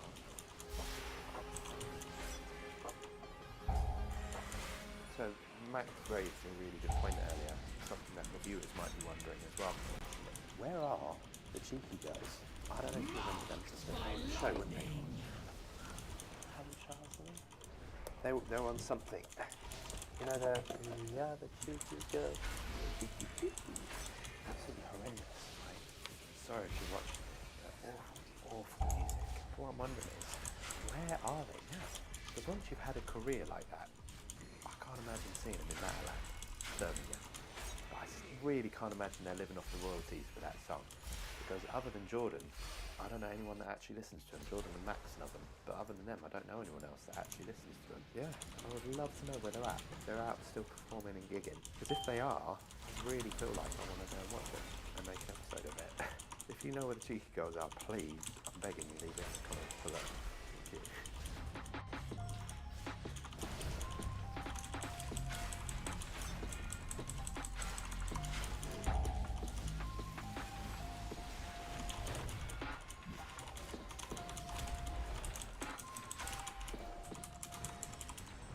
When that happens, I was just working upstairs testing the lighting circuit. The customer just happens to be on a really important work call and the power cuts. Usually we've got Jackery, but I left it at someone's house because the same story. They were on a really important call. I finished the job and thought, I can't really unplug them from the Jackery now and back into the other one. Ended up getting distracted, whatever, leaving the Jackery at that job. So now I'm Jackery-less. I have apologised sincerely, and now I'm just being super careful. I don't know why, but I reckon I must have just, maybe even through the impedance of me holding the live and touching the earth to test it, it might be a bit of oversensitive RCD. Is there any way you guys are getting around this? Doing domestic work, people working from home at the minute, it would be a bit of a thing, a bit of a nightmare. There we go, so that was a good educated guess. We've got an armoured cable coming into the back of this switch here. So we've got this 2-core armoured going off, so that's actually okay really. And it's on a 13 amp fuse, so although it's not ideal having the garage running off the spur, it's probably nicer to have it in the circuit back to the unit. Well, so I won't mark that down. At the end of the day, if they have an issue, it will just up the fuse, so there is no sign of the sun's flame. Come, this way. That is us done, and it was pretty much exactly as expected. Kitchen full of absolute horrors and DIY marvels. The rest of the house was alright. Pretty sure we've got a broken ring upstairs. The reason I say that is doing our figure of 8 test. One half of the house was really low resistance, talking about 0.15 or so. The other half of the house was about 0.5. And there's one socket added in the hallway. The trouble is that socket's coming up through chipboard, floorboards, chipboard and carpet. So it's not like I can very easily roll that carpet back and see the junction box where the bad joint is. My suggestion would probably be downrate the circuit, make it a 20 amp circuit. There's hardly any appliances or anything actually on that circuit, so I dropped that to a 20 amp breaker. That should resolve that. I wanted to test the garage, but I kind of had to make it visual because this RCD, this is on the same circuit as the Wi-Fi, and I think if I switch the Wi-Fi up again, I'm gonna have my face smashed in. And he's a really lovely customer, and I don't even have to resolve to that. I'll smash my own face in so that he doesn't have to do it. Yeah, I cannot risk tripping the RCD, so I'm not going to do an RCD test on this RCD. And I'm not really too worried because, as I say, there's already a 30 milliamp RCD upstream, so all of this is protected by 30 milliamps. But all the downstream circuits from it are fine. But as I say, it's just that RCD that I can't test. That's the shot. I think I'm in the jungle, but I'm not. Actually, not in Vietnam. Comfortable. Thank you so much for watching, and I hope you've enjoyed it. Remember to smash thumbs up. See you on the next one. Thanks for watching.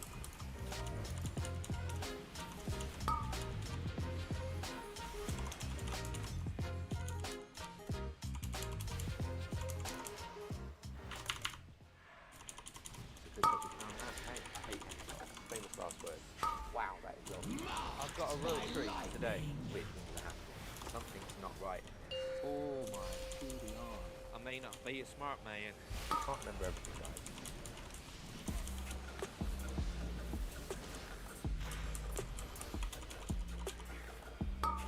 Hi guys, welcome back to another episode of Our Channel Electric, where I'm really sick of talking about car chargers.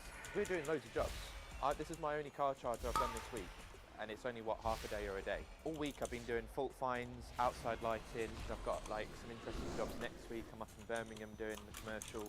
However, I can't film that.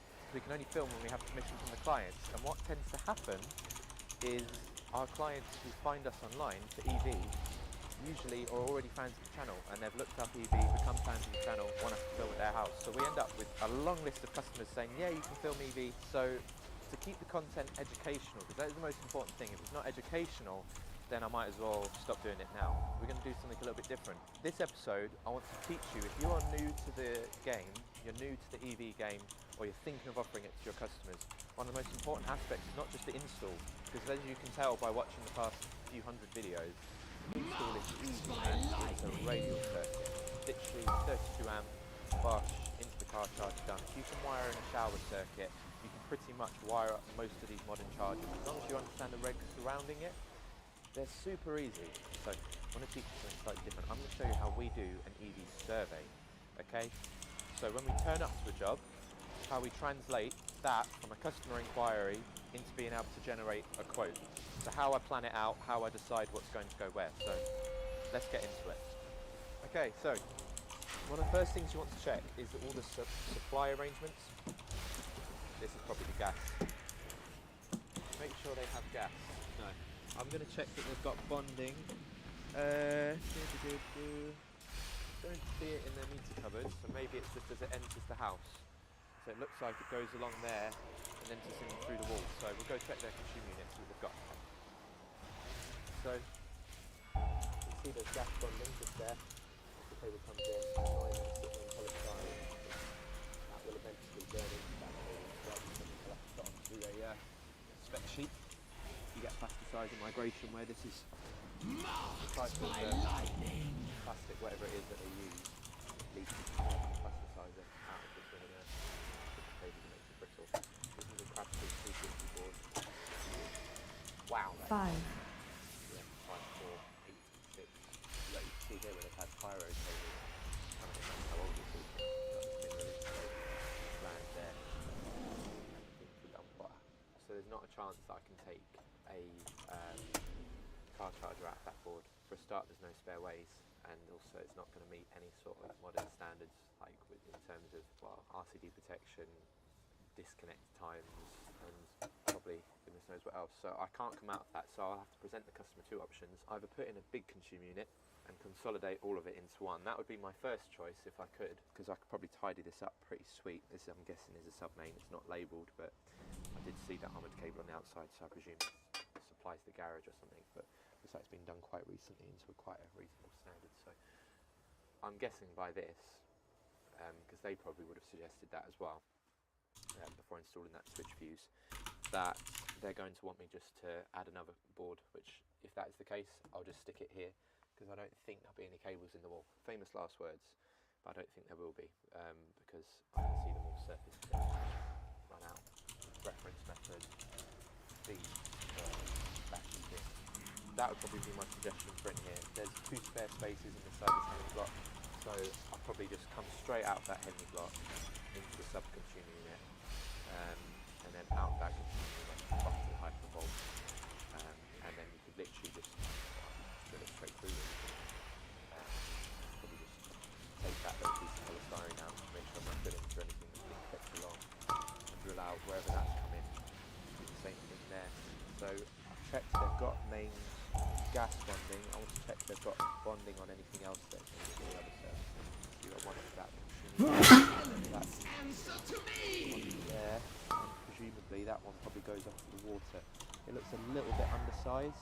It's not ideal. It's 6mm. Usually, as standard in England, we tend to use 10mm. 5, 4, 3, 2, 1. As distance potential increase, you then sort of keep that as your minimum.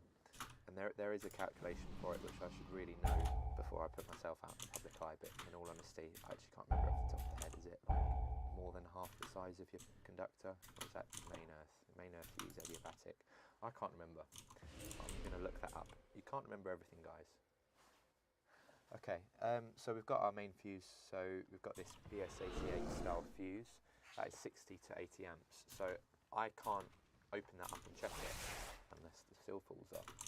I might have to presume it's a 60 amp fuse if I couldn't open that up, because if there was a main switch here, I wouldn't take that out. And if that's the case, then I want to be careful of not overloading their supply, because you've already got garage, shower, power, electric cooker, by the looks of it, 30 amp cooker, and all this different stuff. So I don't really want to be adding onto that 60 amp supply too much. I can set a grid limit on the Hypervolt and the Zappi and the Anderson.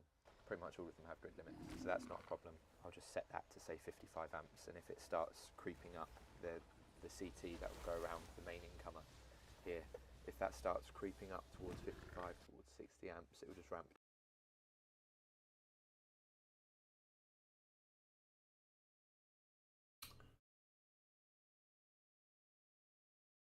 Raggy. Bad cover.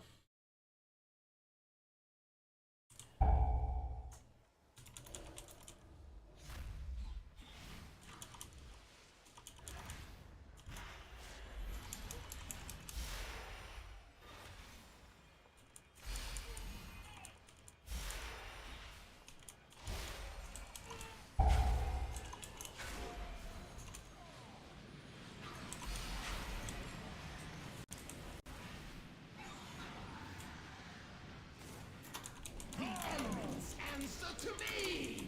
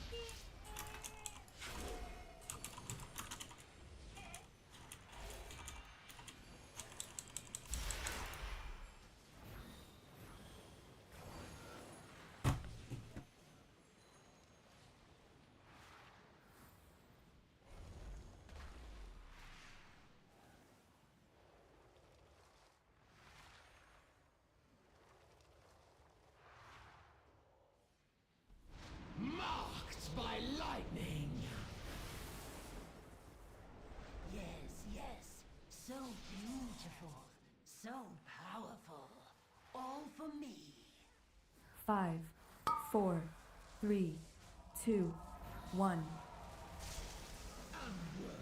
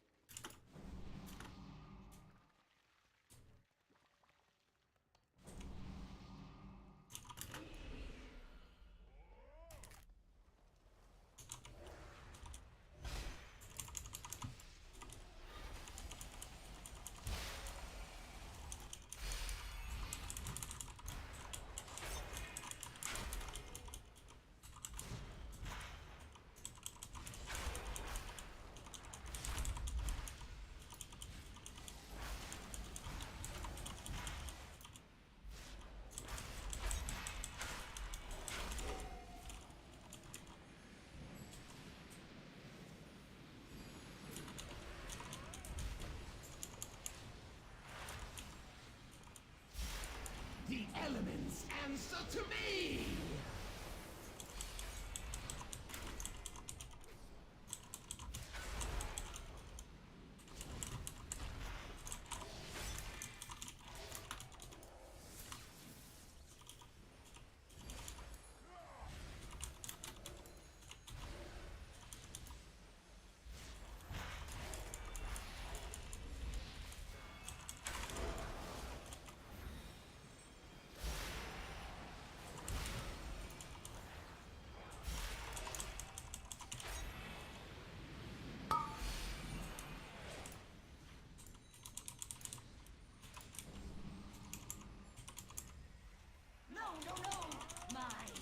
It is all mine. Me, take care of them.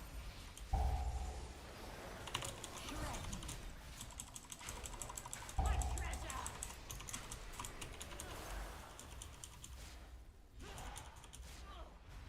Me, take care of them. Shred me.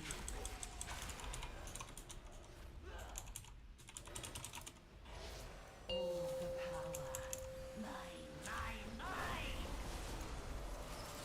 Marked by lightning!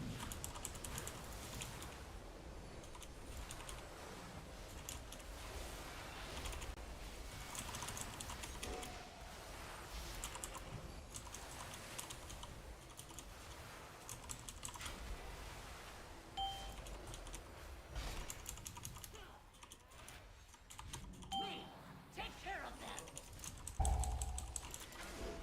Slash you. My treasure.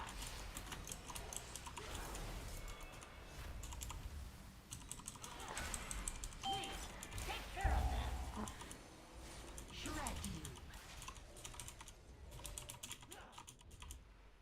My magic.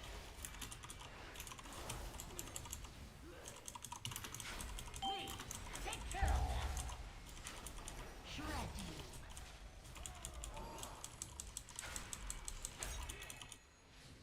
My magic.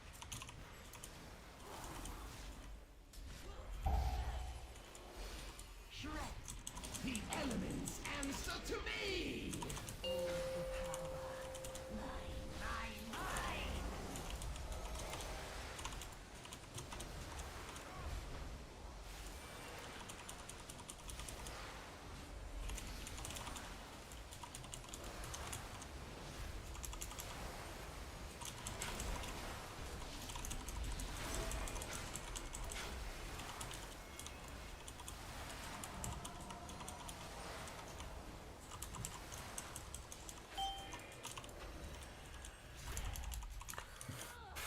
Me, take care of them. Slash you. My treasure.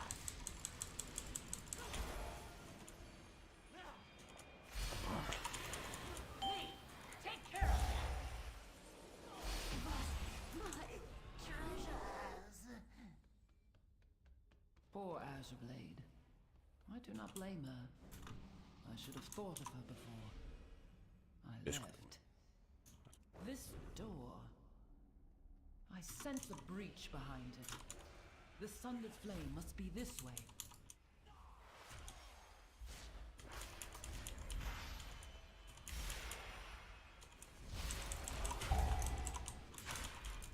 The elements answer to me!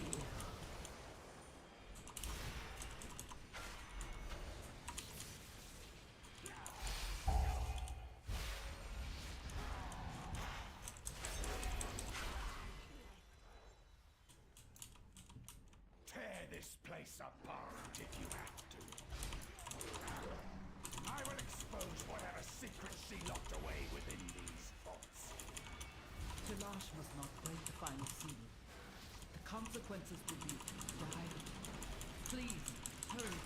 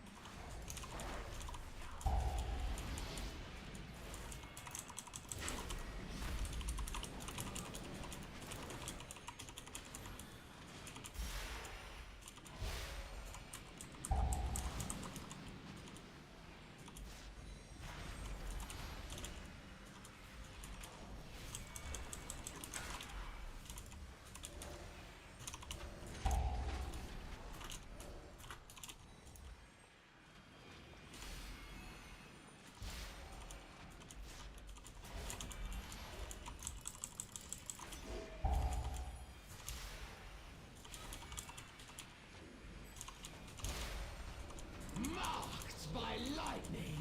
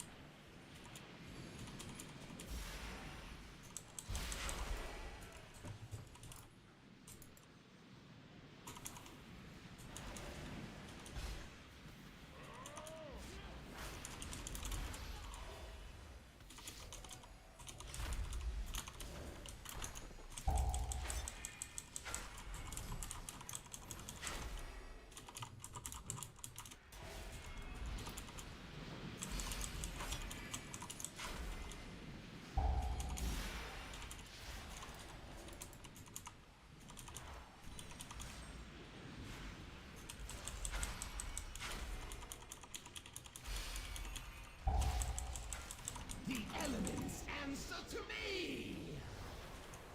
Ja, for helvede sagde. Jeg fik sgu... men ja, når jeg lige fandt den her dungeon, så skal jeg lige læse den e-mail, jeg fik.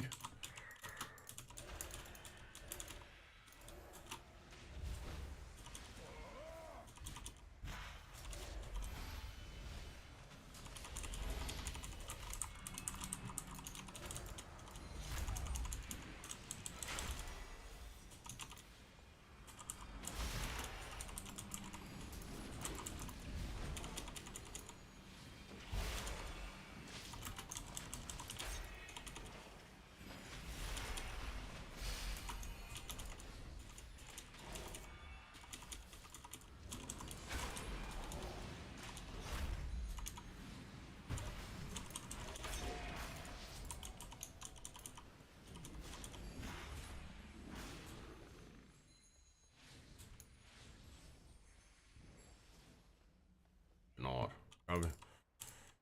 Ingen over.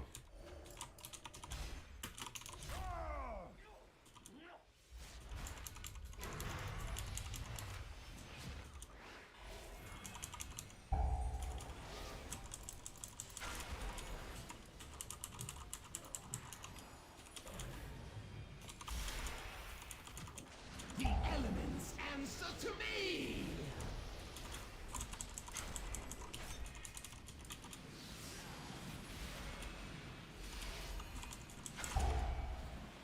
5, 4, 3.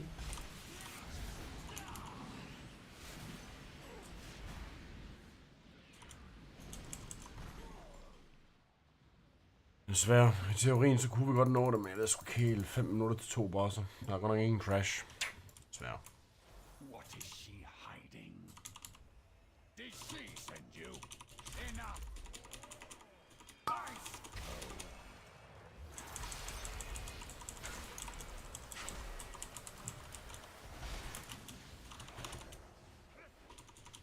Her secrets will be mine!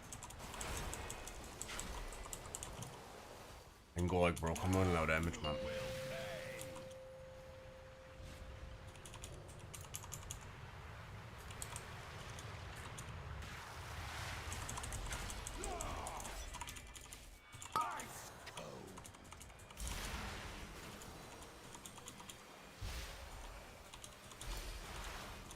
Marked by lightning.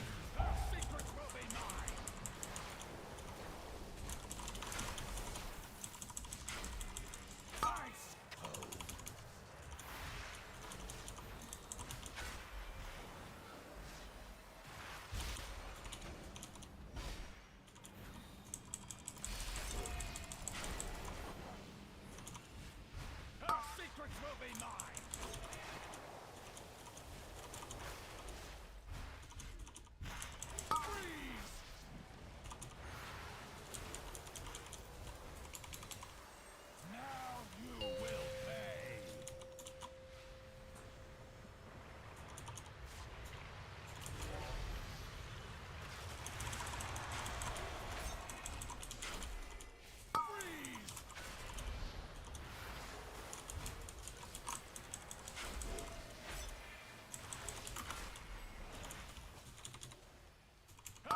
secrets will be mine.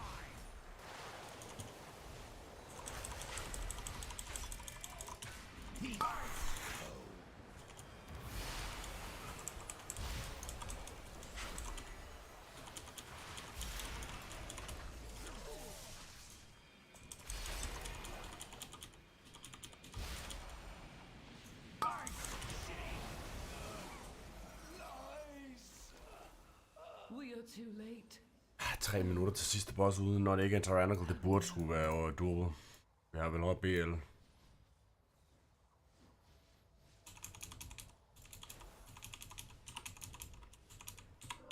Kom nu, bro. Kom nu, pull. De må jo åbenbart regne med, at vi har easy time.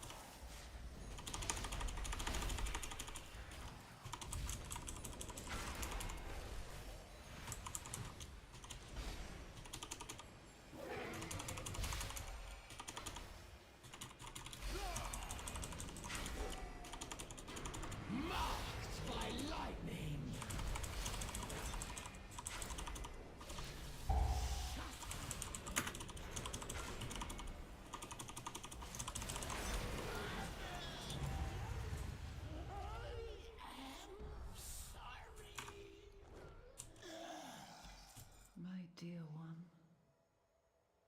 He knew that wild magic was dangerous, but he meddled with it anyway. By the time we found him, we could not stop the growth.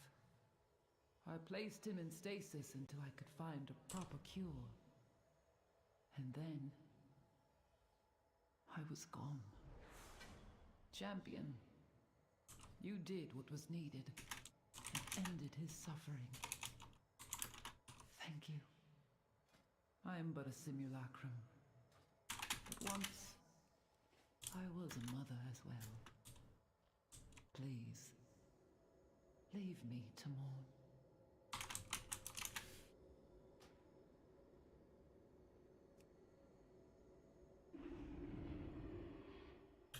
I don't say.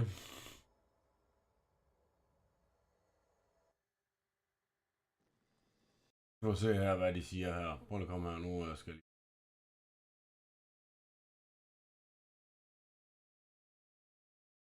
Nu det er lige på desktop. Det her, det er hvad jeg får. Hello, Yo Big D. After reviewing your case, we can confirm that the correct enforcement was issued. However, given the details of your case, we have decided to accept your appeal. What?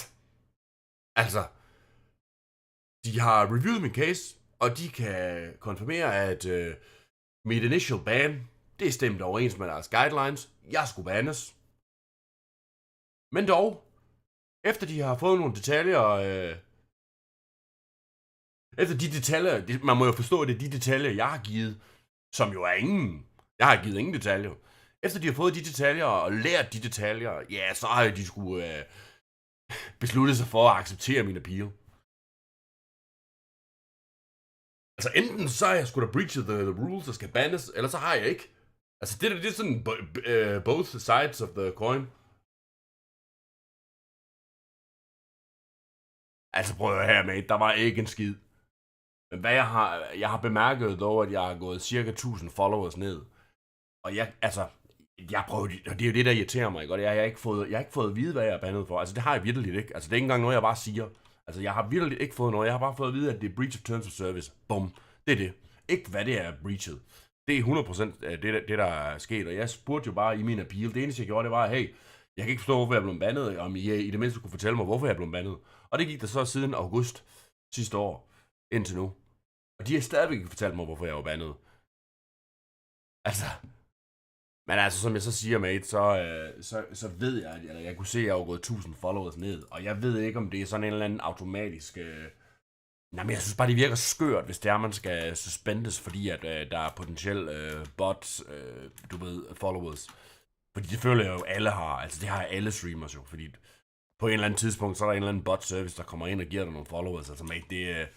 Jeg ved ikke, om det er så populært mere, men i gamle dage, hold kæft, det var populært, at folk de blev viewbottet. Altså, det var sgu ikke altid dem selv, der gjorde det. Altså, det var jo lige så meget en botting service, der kom ind på channelen, bottede din channel, så kunne du se, hvad du rent faktisk kunne få ud af det, og derefter så leverer de en whisper til dig, at nu kan du købe den her service, og sådan og sådan og sådan. Det er jo sådan, det foregik. Jeg er jo fuldstændig forrygt, at jeg ikke har fået runden. Altså, jeg synes, det er helt til grin. Altså, det er helt til grin, men det cementer jo bare det, jeg troede, eller allerede tænkte omkring Twitch, mate. Det er simpelthen så useriøst.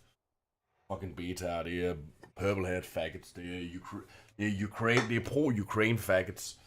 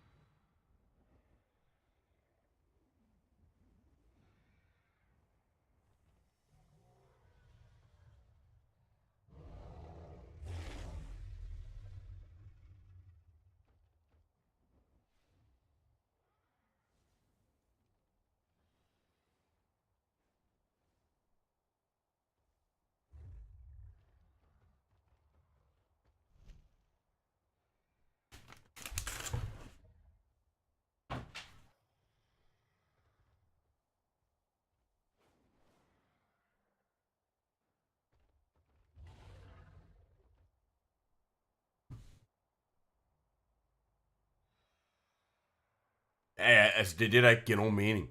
Altså det, der ikke giver mening, det er, at de starter ud med at sige, at de har kigget på sagen, og de agreeer med the initial punishment. Men, nu her senere, så altså igen, det giver jo ikke mening. Altså, hvorfor agreeer de med the initial punishment, hvis der ikke er, hvis der mangler substans? Eller hvad man skal sige, hvis der mangler, altså... Det er sådan helt det modsigende, føler jeg lidt, ikke også? Altså, det er, enten så er jeg sgu da breachet the contact, breachet the terms of service, og så skal jeg bandes, eller så er jeg ikke. Altså, det er jo ikke sådan en, initially, så breachet du egentlig, men her 4 måneder senere, så er det egentlig ikke en breach mere, eller... Jeg ved ikke.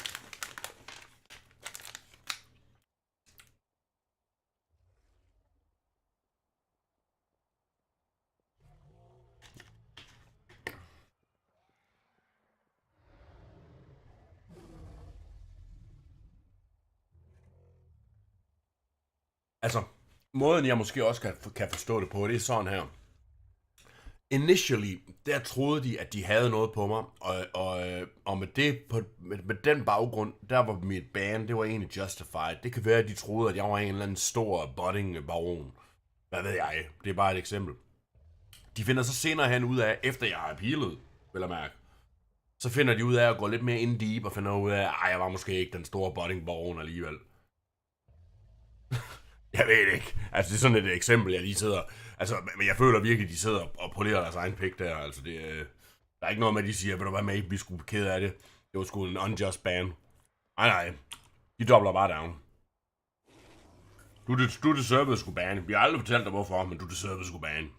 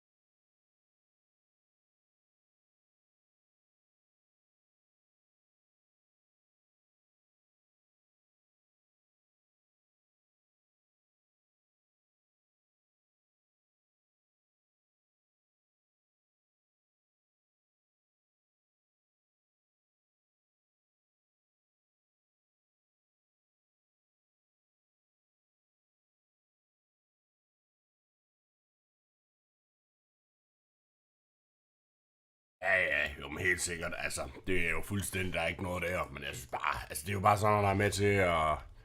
Ja, det giver jo bare en distrust. Altså, det er jo sådan nogle ting, og det er ikke så fint, at de har clear deres back, eller... Men, altså, eventually mate, ikke? Og så folk, de bliver jo bare træt af deres BS. Men altså, de er nok også ligeglade, altså. Jeg tænker om 10 år, der er der sgu nok ikke noget, der hedder Twitch mere.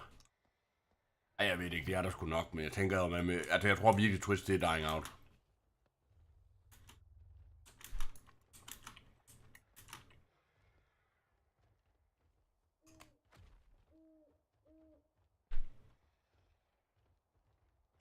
Ja, det gør de. Det tror jeg.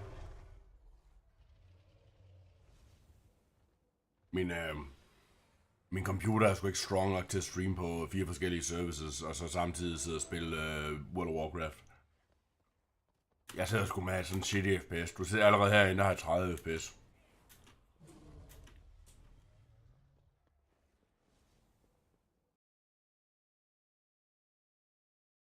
Men altså.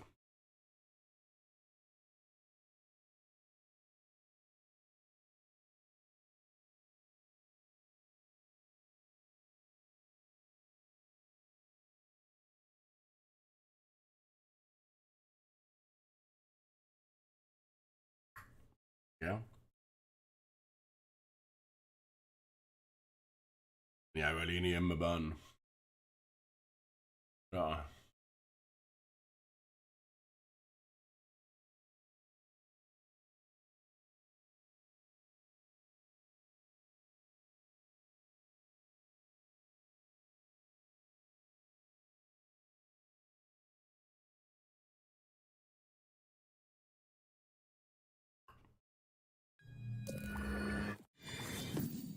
So Kevin O'Leary is back at it again. He was doing his interviews on CNBC. He took a massive spanking. It was embarrassing. And so now he's learned his lesson. He's on Fox Business doing more softball interviews. And here he mentions that he lost $18 million. So I believe you lost $15 million with FTX. Is that if that number is correct? That's close. You're that's not scared? a close number. It's actually 18 million. 18 but million. Who's counting? You know that Kevin O'Leary is going over his finances with a fine-tooth comb. So how is it that before he was saying 15 million and now he's saying that his losses in FTX are 18 million? So take a look here from December 8th, 2022 CNBC article. FTX spokesman Kevin O'Leary says he lost his 15 million payday from crypto firm. And if we scroll down here, you can see in quotations he says total deal was just under 15 million, all in, O'Leary said. I put about 9.7 million into crypto. I think that's what I lost. I don't know if it's all zero. He also said he had more than $1 million of FTX equity How's it going, rendered bro? worthless by the bankruptcy protection process.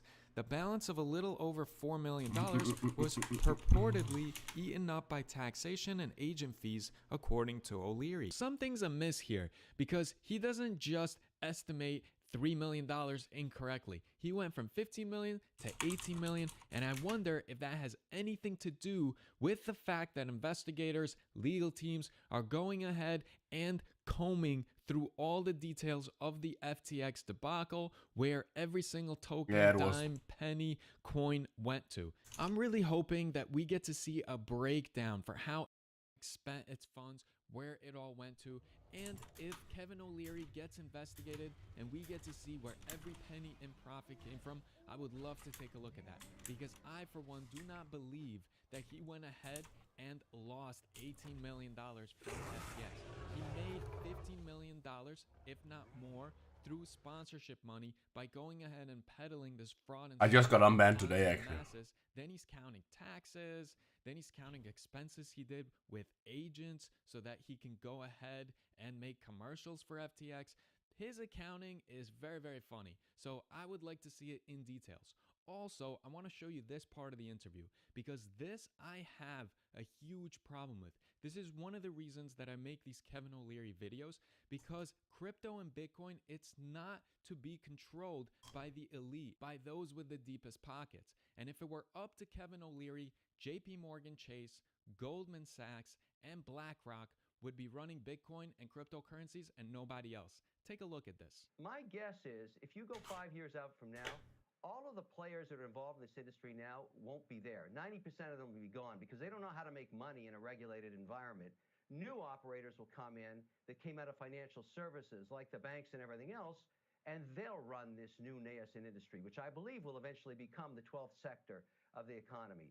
And I'm very happy about that, and I intend to be there. This is so not what cryptocurrencies is supposed to be about. It is supposed to be a decentralized, deregulated, transparent ledger, blockchain for everybody to use, for everybody. My fucking God.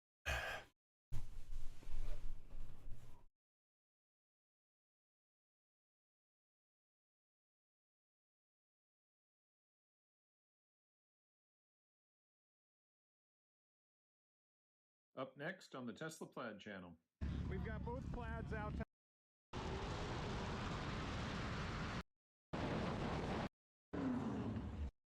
He believes he's got a 602's right in there. Yeah. Probably like that.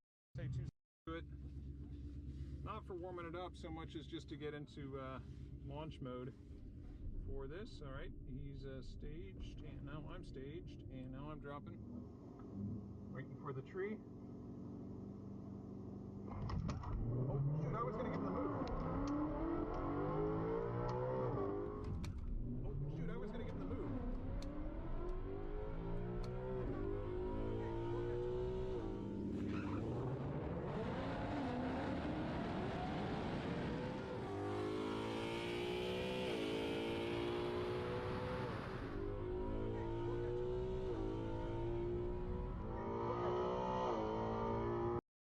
Maybe you're on street parking.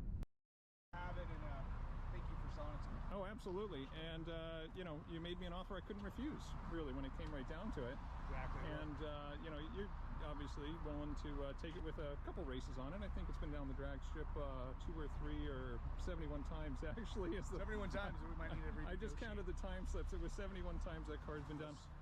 I really like it better without the wheel covers on it, I'm telling you. I've got the wheel covers in my garage, and I'm going to test them, see if it's possibly any faster. But I'm not expecting it to be, you know, especially not in the 8th mile, maybe in the quarter mile at 150, possibly, but uncertain. So, anyway, let's do some paperwork and see you at the track, maybe. The 19s are just a touch faster, so it'll still have a leg up on you. But if you show up at the drag strip like an hour before they close, and you show up with a full charge, and you know I've been there and I've already got 8 races under my belt. I shouldn't be giving you these tips, Joe, but all right, Maybe cool. we'll find some nice 18s to stick on there. Oh yeah, there you go. I'm not sure 18s will fit around the brake hardware, but if they don't fit around the brake hardware, you can always go to 19s and get a lighter weight wheel probably than these stock 19s. Cool, let's do it, man. All right.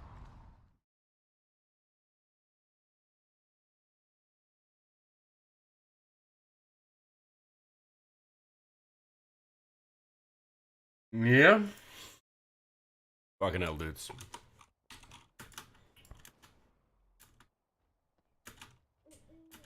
Oh, wait a minute.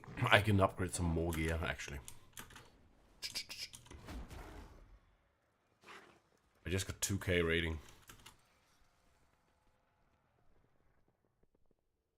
Hailstorm Amoridon. What is that? Is that a new mount?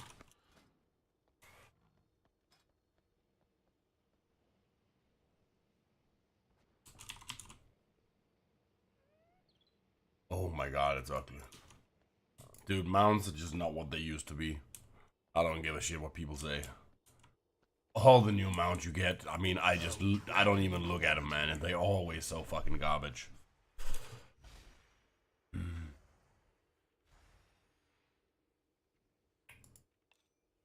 Right.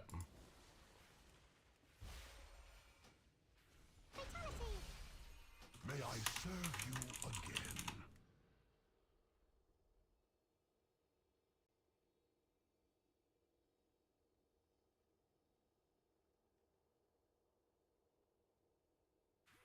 Work complete.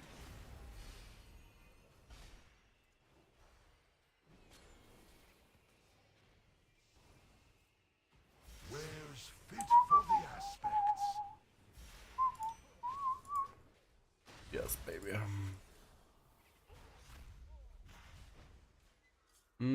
I don't know if I want to upgrade this weapon. It's pretty good, but I'm feeling like buying the crafted one. When I get 10 concentrated primal focus, I think I'll craft the dagger. I mean, I don't know, man. I got these braces, but I don't know how expensive they'll be to upgrade. I think it's gonna be quite expensive, right? Only 1,000 actually. If I go to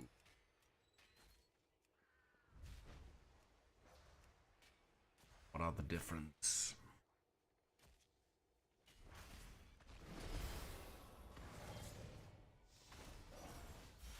I mean, I think the mirage bindings are actually gonna be better. But I don't know. It's not gonna be with a lot, I guess. But I don't know, man. I think haste is actually the better stat right now. Maybe I should do a.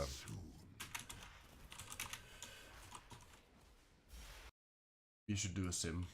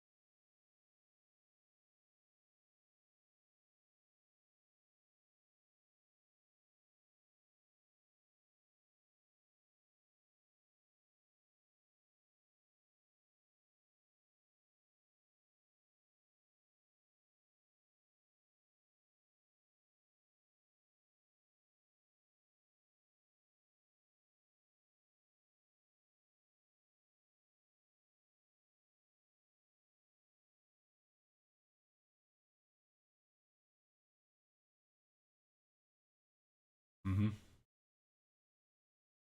Sorry.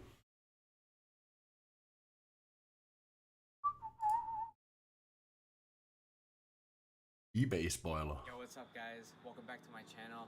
Today I'm going to walk you guys through installing a spoiler that I purchased off eBay from Icon Motorsports. I'm going to go over the quality of it, the installation. I'm super excited to do this. This will be the first mod on my car. Alright, so if you're interested to see the installation process and just a quick review on the quality of the spoiler, stay tuned.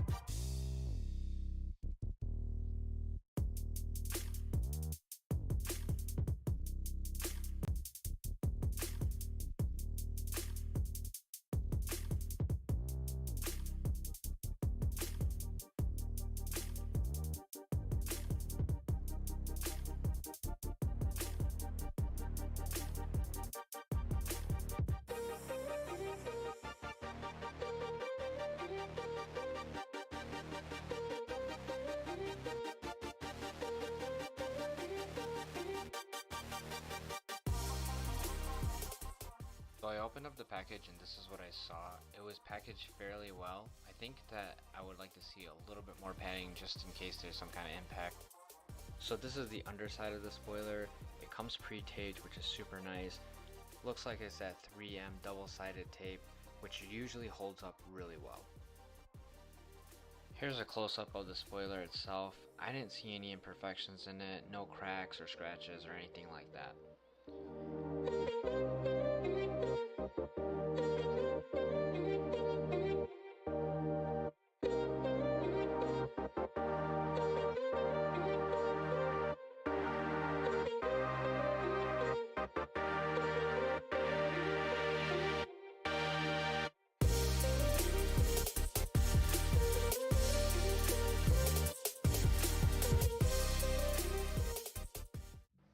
So right here what I'm doing is just test fitting the spoiler, just making sure that it lines up to all the body lines of the trunk.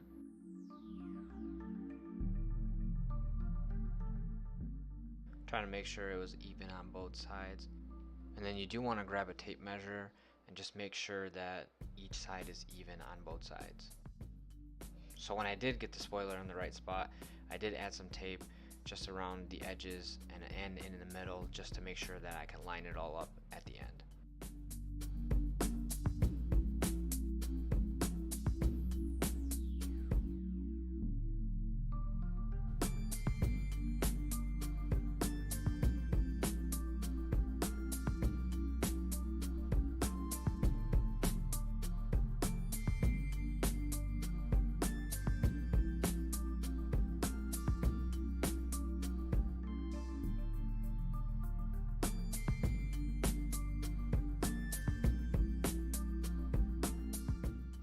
I did cut the piece of tape in the center just so I can line it back up at the end.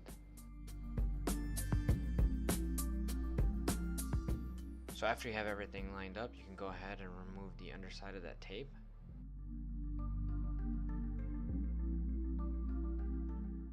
And so the back of the spoiler actually fits right on the edge of the trunk. There's like a little lip, so it's kind of it makes it really easy to actually put it in the right spot.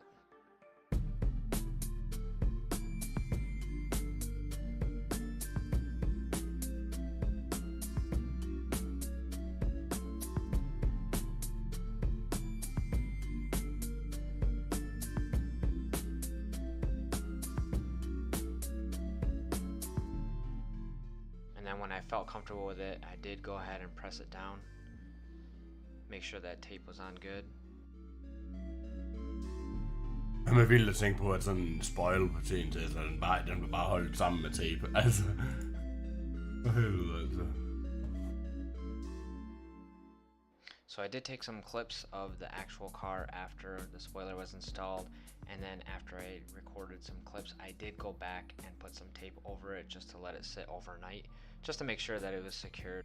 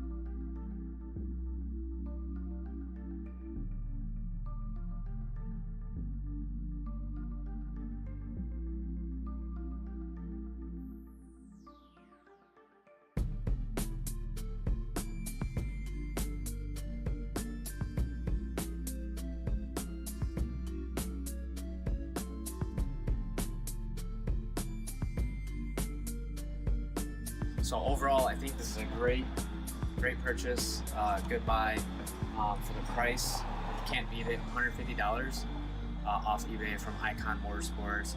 Definitely beats paying $300 to $500 for the performance spoiler off eBay from Tesla. I thought the fit was pretty good.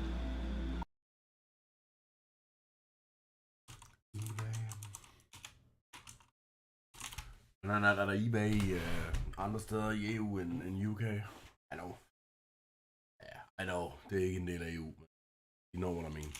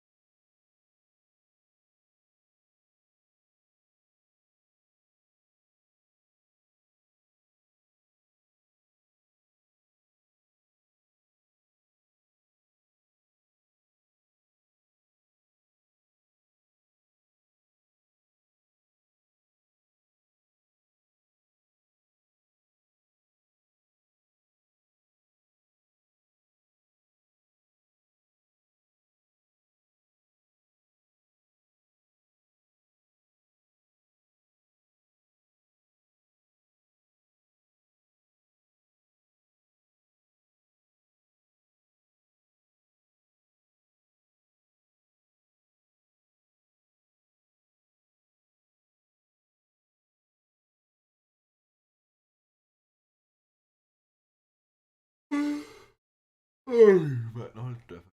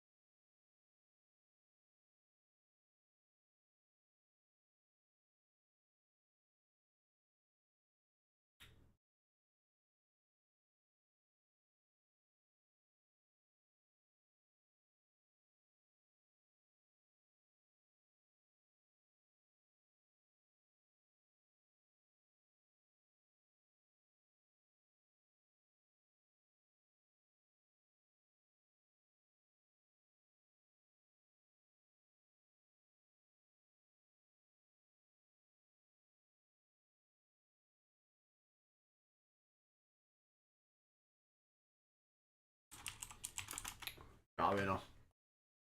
Think I'm gonna piece it.